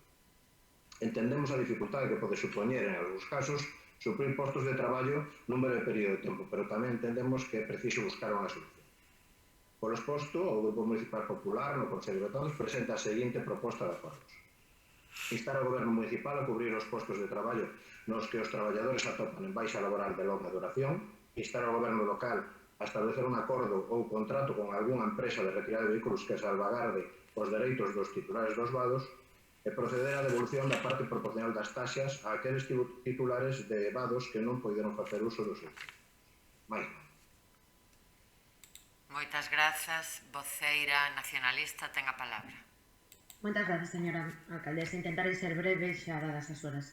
Obviamente non podemos estar en contra da maior parte do espírito desta moción. Estamos a favor de que se cubran os postos de persoal tanto do guindastre como de calquera outro traballador municipal. É dicir, en calquera servizo compre que teñamos todo o persoal necesario para que sexan os servizos efectuados coa calidade que os usuarios merecen. Da mesma maneira, obviamente, debese aboar o custo dos servizos dos que non se están a desfrutar, ben sexa pola existencia de obras nas rúas, como está a acontecer agora mesmo na obra Pintor Seixo Rubio, que non se poden utilizar ou non se poderon utilizar as garaxes durante certo tempo, ou polo mal uso doutros condutores que dificultan a utilización dos vaos. Non obstante, quixéramos, volvo á moción anterior, quixéramos tamén facer unha pequena modificación nesta moción do Partido Popular, que non podemos apoiar, nunca no BNG apoiaremos, unha moción en que se fale de privatizar un servizo. Por tanto, quixéramos ofrecerles que eliminen o punto 2 da súa moción, dos acordos da súa moción, ou, se non están dispostos a eliminar ese aspecto, que votemos por puntos a moción para así podermos apoiar, polo menos, na maior parte, o espírito desta moción. Moitas grazas e nada máis. Moitas grazas. Voceiro socialista ten a palabra. Gracias, señor alcaldesa. De forma geral, o Concello cubre as baixas por enfermidades prolongadas cando a legislación laboral referente ás administracións públicas as nos permite. Estes dous traballadores incorporaronse ao Concello logo dunha sentenza judicial motivada por a non continuidade do servicio externo de guindastre. Debido a dita sentenza, estes postos non se rexen nin polo convenio nin polo acordo regulador, nin poden ser incluídos na relación de postos de traballo. A día de hoxe, un dos traballadores atópase en situación de alta médica, disfrutando uns días de vacacións que le correspondían. A estimación inicial da súa baixa era de unas 3-4 semanas, mas a cirurxía tivo complicacións, fixo que se prolongara. De todos os xeitos, tomáronse as medidas que legalmente se poden, como é ter disponible no período municipal de outro servizo, se a situación así o require. No período desde a súa baixa, desde o 17 de setembro do ano pasado ata o pasado martes, aproximadamente uns 5 meses, constan nos registros da Policía Municipal un total de 14 chamadas por ocupación de vaos por outros vehículos. 13 deles, 13 destas circunstancias foron resoltas localizando o propietario do vehículo que procedeu a súa retirada. Únicamente nun dos casos tardouse un pouco máis en solucionar o problema, que tamén se solucionou. Por outra banda, a Ordenanza Fiscal número 13, que regula a taxa por la entrada de vehículos de vía pública nos edificios, non contempla ninguna porcentaxe ou parte proporcional que se poidera reducir. Por todo isto, manifestamos o voto en contra desta moción por parte do Grupo Socialista. De momento, nada máis. Moitas grazas. Voceiro Popular ten a palabra. Bueno, en ningún momento hemos manifestado la intención de privatizar el servicio. Simplemente lo que hay que buscar son soluciones. Y, lógicamente, mientras no se pueda prestar el servicio con los empleados municipales, pues habrá que buscar alguna solución. Y, de hecho, pues hay servicios privados de grúa que pueden suplir durante el tiempo que estos empleados no se incorporen, pues y dar ese servicio a las personas. Las quejas que nos llegan son que cuando llaman les dicen que coja un taxi. Claro, estamos hablando de trabajadores autónomos, en algún caso, que tienen que hacer su trabajo. Y si les ponemos palos en las ruedas, encima, en esta situación en la que estamos, pues un problema serio. No hablamos de privatizar nada, hablamos de buscar soluciones. Y las soluciones habrá que buscarlas, pues como hay servicios de grúa que se pueden utilizar perfectamente hasta que estos empleados se puedan incorporar. Creo que no vamos a modificar absolutamente nada porque no estamos hablando de privatizar. Máis nada. Grazas, voceira nacionalista, ten a palabra. Moitas grazas, señora alcaldesa. Ben, como non sei, como non respondeu a miña opción, a miña proposta, desde o BNG ímonos abster e non vou comentar máis nada. Moitas grazas. Voceiro socialista, algo que engadir? Creo que non hai moito máis que engadir. Moitas grazas. Ben, pois se é certo que a un veciño ou veciña se lle diu esa resposta que acaba de comentar o voceiro do Partido Popular, que non poño en dúbida a súa palabra, mal feito, moi mal feito, dende logo. Coincido con que hai que buscar solucións, pero explicoulle o voceiro socialista que se buscaron solucións sin ter que chegar a recurrir a un servicio externo, que é o que propoñían como solución no punto 2. E explicoulle que a baixa da que fala non ia ser unha baixa de longa duración, pero houbo complicacións que si foi máis longa do que se esperaba nun primeiro momento. Pero o que quero deixar claro é que se a un veciño ou veciña se lle deu esa resposta por parte dun traballador ou traballadora municipal, pois mal feito, moi mal feito. Non se pode dar esa resposta a ninguén. Ben, señor secretario, que se someta a votación o punto 8 do pleno. Sometes a votación o punto 8 da orde do día, que é a moción do Grupo Popular para a adopción de medidas respecto dos vaos municipais. Votos a favor? O Partido Popular a favor. Votos en contra? Grupo Socialista. Abstencións? O grupo do BNG, grazas. Ben, por tanto, esta moción queda rexeitada co voto favorable do Partido Popular, o voto en contra do Partido Socialista e a abstención do Bloque Nacionalista Galego. Punto seguinte. E o punto 9 do orde do día, que é un manifiesto do Partido Popular con motivo do Día Internacional da Muller. Ben, neste punto voulle dar a palabra a voceira ou voceiro do Partido Popular. É un manifesto, non é unha moción na que se adopte ningún acordo, entendo, polo que entendo que van a proceder a lelo ou a explicalo. Voceira do Partido Popular, ten a palabra. Gracias, señora alcaldesa. Si vou dar lectura o manifesto con motivo do día 8 de marzo, do Día Internacional da Muller. O impacto de xénero da COVID-19 ou como a crise ocasionada por ela e afecta de xeito indiferente a mulleres e a homes, ten sido analizado por distintos organismos internacionais, nacionais e tamén autonómicos. Destacan en todos os informes o rol das mulleres na xestión da pandemia. Segundo a ONU, as mulleres desempeñan un papel imprescindible na loita contra a COVID-19, como principais cuidadoras nos fogares, nas redes familiares e nos espazos comunitarios, traballadoras e profesionais no sector da saúde, sobre representadas nos servizos de limpeza, traballadoras domésticas e en servicios básicos, como supermercados e farmacias. As tarefas de cuidado dentro dos fogares están a recaer maioritariamente nas mulleres que, polo xeral, teñen a responsabilidade de atender a familiares enfermos, persoas maiores e dependentes, e tamén nenos e nenas. Indica o Instituto da Muller para a Igualdade de Oportunidades que as mulleres seguen realizando a maior parte do traballo doméstico e de cuidado de persoas dependentes, remunerado e non remunerado, asumindo tamén unha maior carga mental derivada da mesma. Un dos grandes retos é a conciliación da vida persoal, familiar e laboral e a corresponsabilidade no ámbito doméstico e familiar. A desigual repartición das responsabilidades familiares e das tarefas do fogar constitúe un dos principais obstáculos para que a participación, a permanencia e a promoción das mulleres na esfera laboral se produza de forma plena.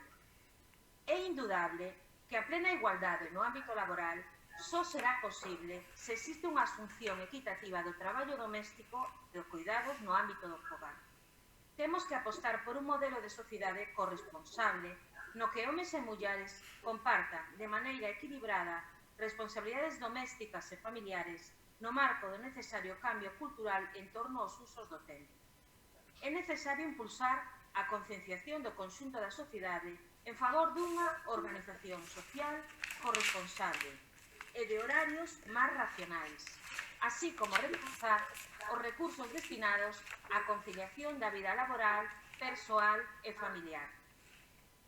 Outra importante transformación que é estrutural e que será tamén imprescindible de cara a conseguir a conciliación real é o cambio na xestión global dos tempos.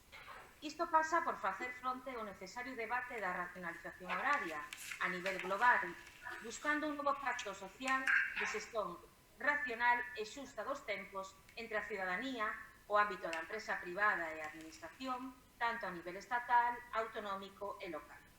As medidas tanto de conciliación como de racionalización horaria teñen, sen dúbida, efectos moi positivos sobre a calidade do emprego e o benestar social. Nun paso máis alá, está demostrado que as políticas de igualdade e, nomeadamente, as medidas de conciliación poden ser un importante alento ás políticas demográficas.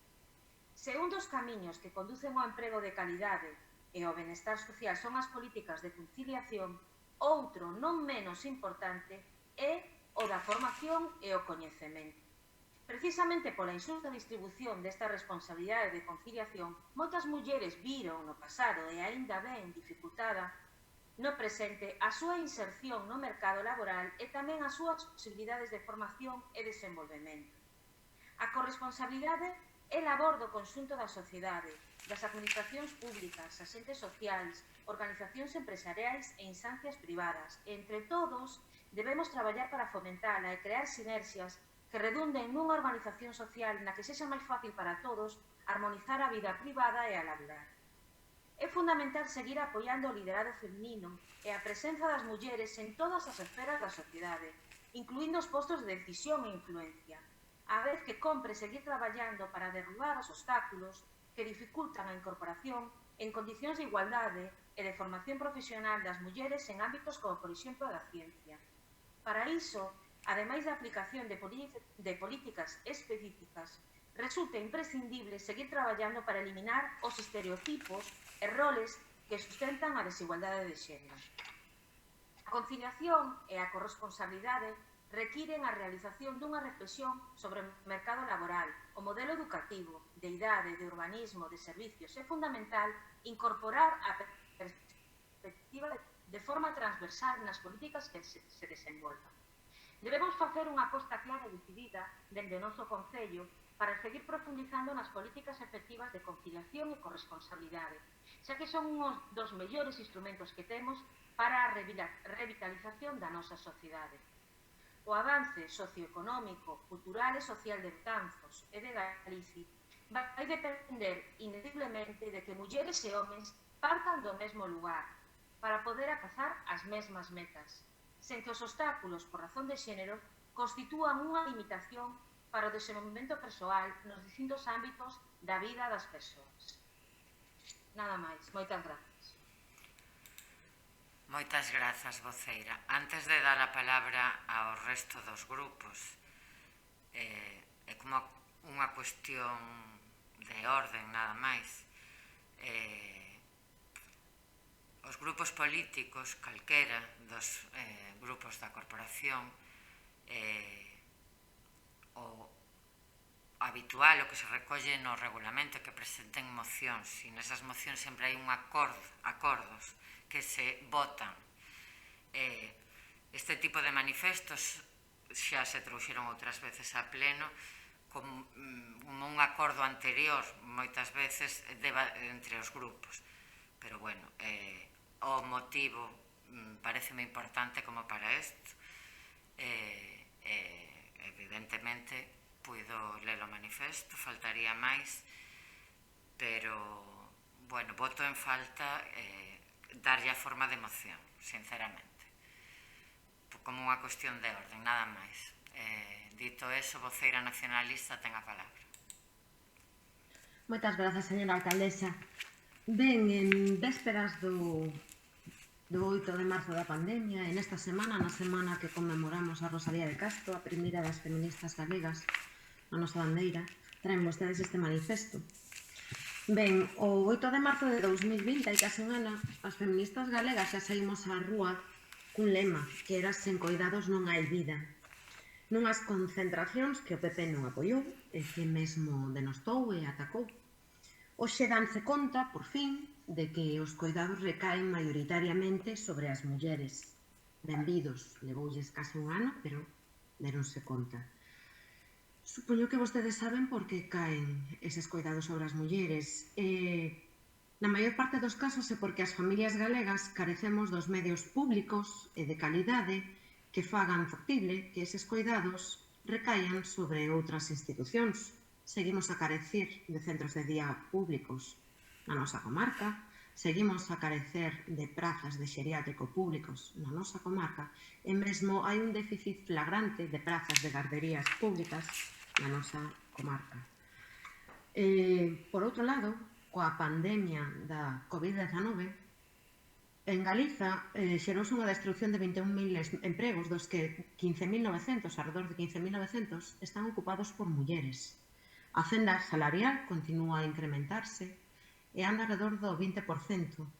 O mesmo acontece coas pensións, en que as galegas cobran alrededor de 300 euros menos que os seus compañeiros varóns. Esta situación agrávase pola crise e se non se toman medidas continuará empeorando. Desde aquí queremos dicir ao grupo do Partido Popular que os manifestos están moi ben, mas moito mellor está apoiar as mulleres con medidas efectivas e con orzamentos reais que deixen a maquillaxe e o papel mollado.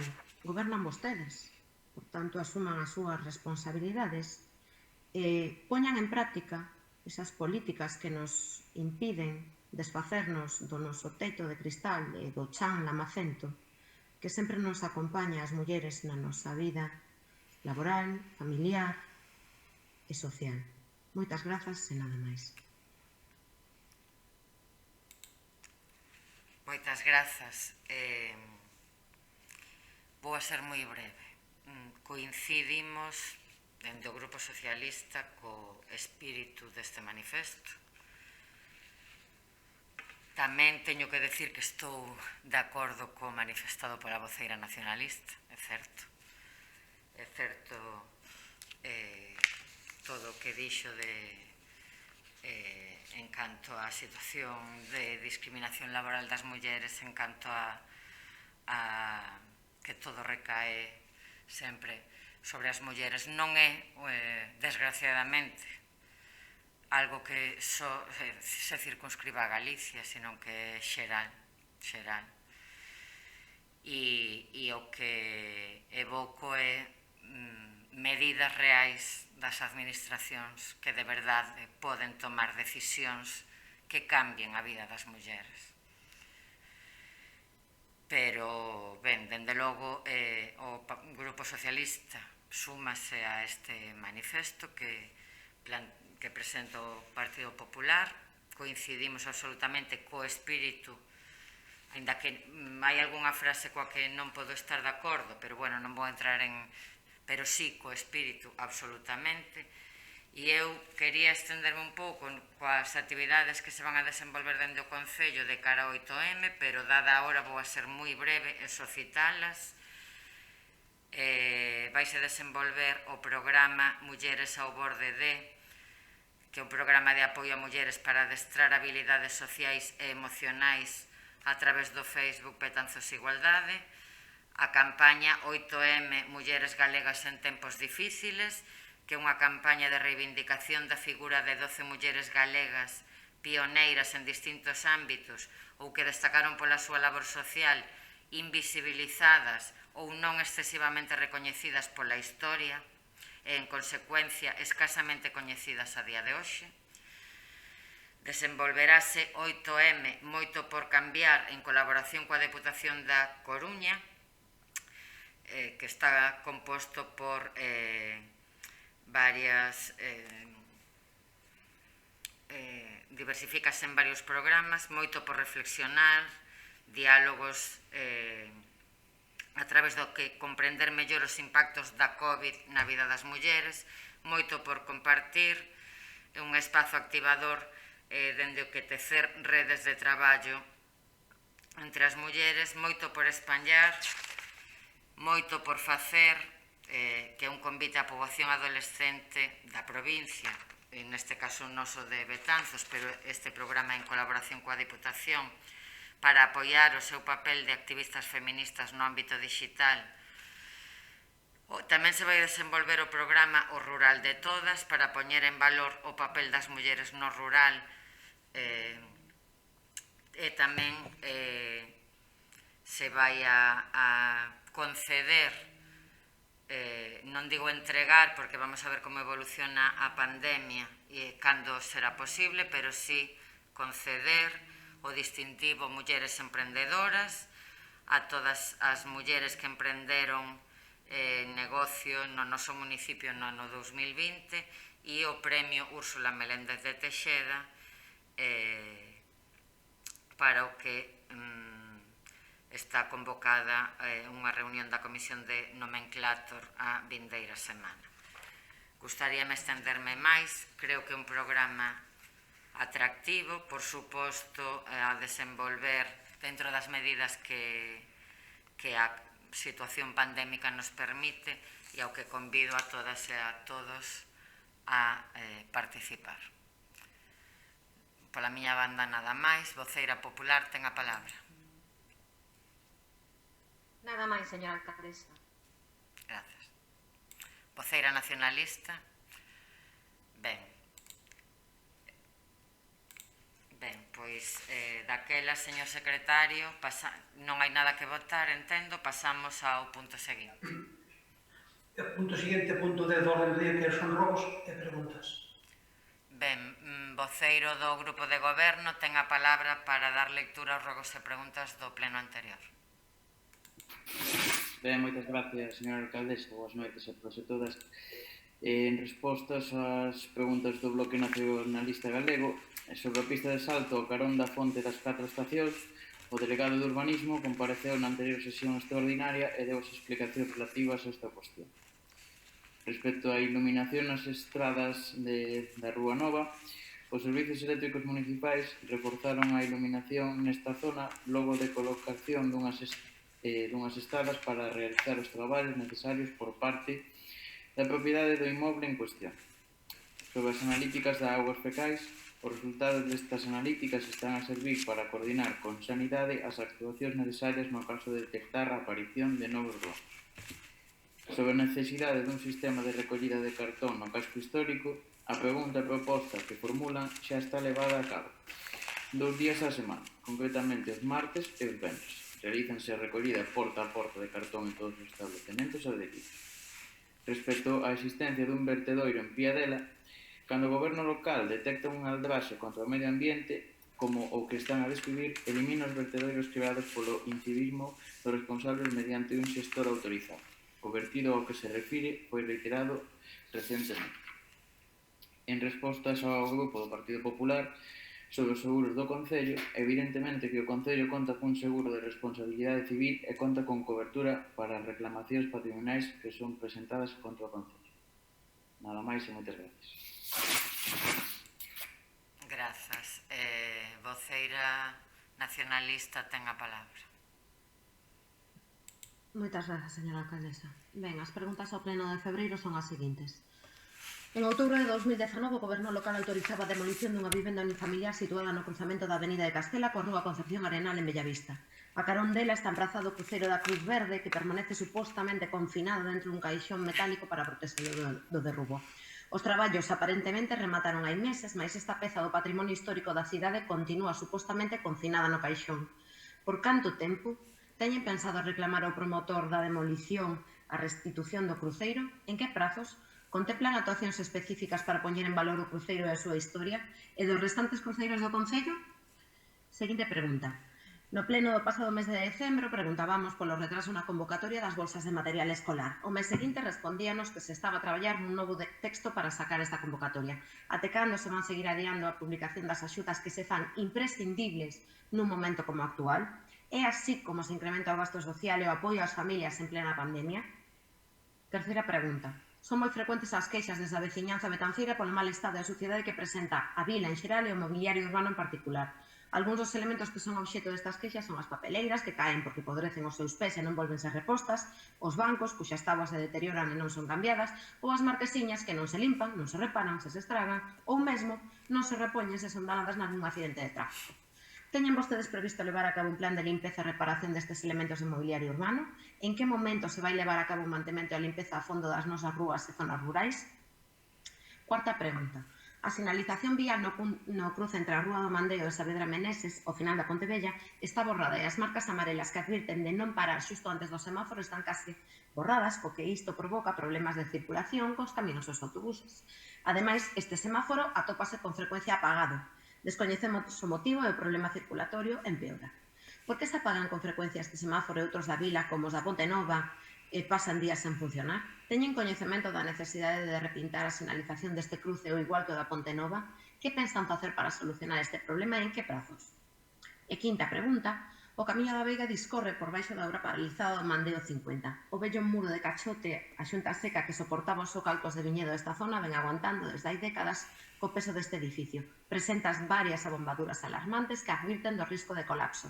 De feito, temos recibido queixas porque dun tempo a esta parte persoas que traballan leiras na Veiga non poden acceder, como antes veñan facendo, coas súas furgonetas, que xa non pasan pola parte máis estreita do camiño. Teñen coñecemento disto? Que medidas pensan adoptar e en que prazos? Son conscientes da perigosidade dun derrubamento nesta zona? Que medidas teñen previsto adoptar para garantir a seguridade do contorno e para repoñer a legalidade desta falida urbanización? Ben, moitas grazas a todas pola súa atención e ata mañá. Moitas grazas. Voceira popular. Voceiro popular, ten a palabra. Gracias, señora alcaldesa. Ruegos y preguntas del Partido Popular en febrero del 2021.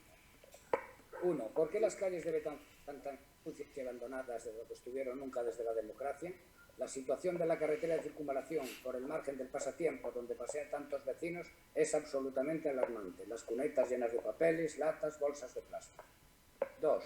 ¿Por qué se permite que muchas calles y las aceras de Betanzos estén peligrosamente sucias de verdín? Por ejemplo, la calle de las Monjas, Doctor Fariña, muchas más.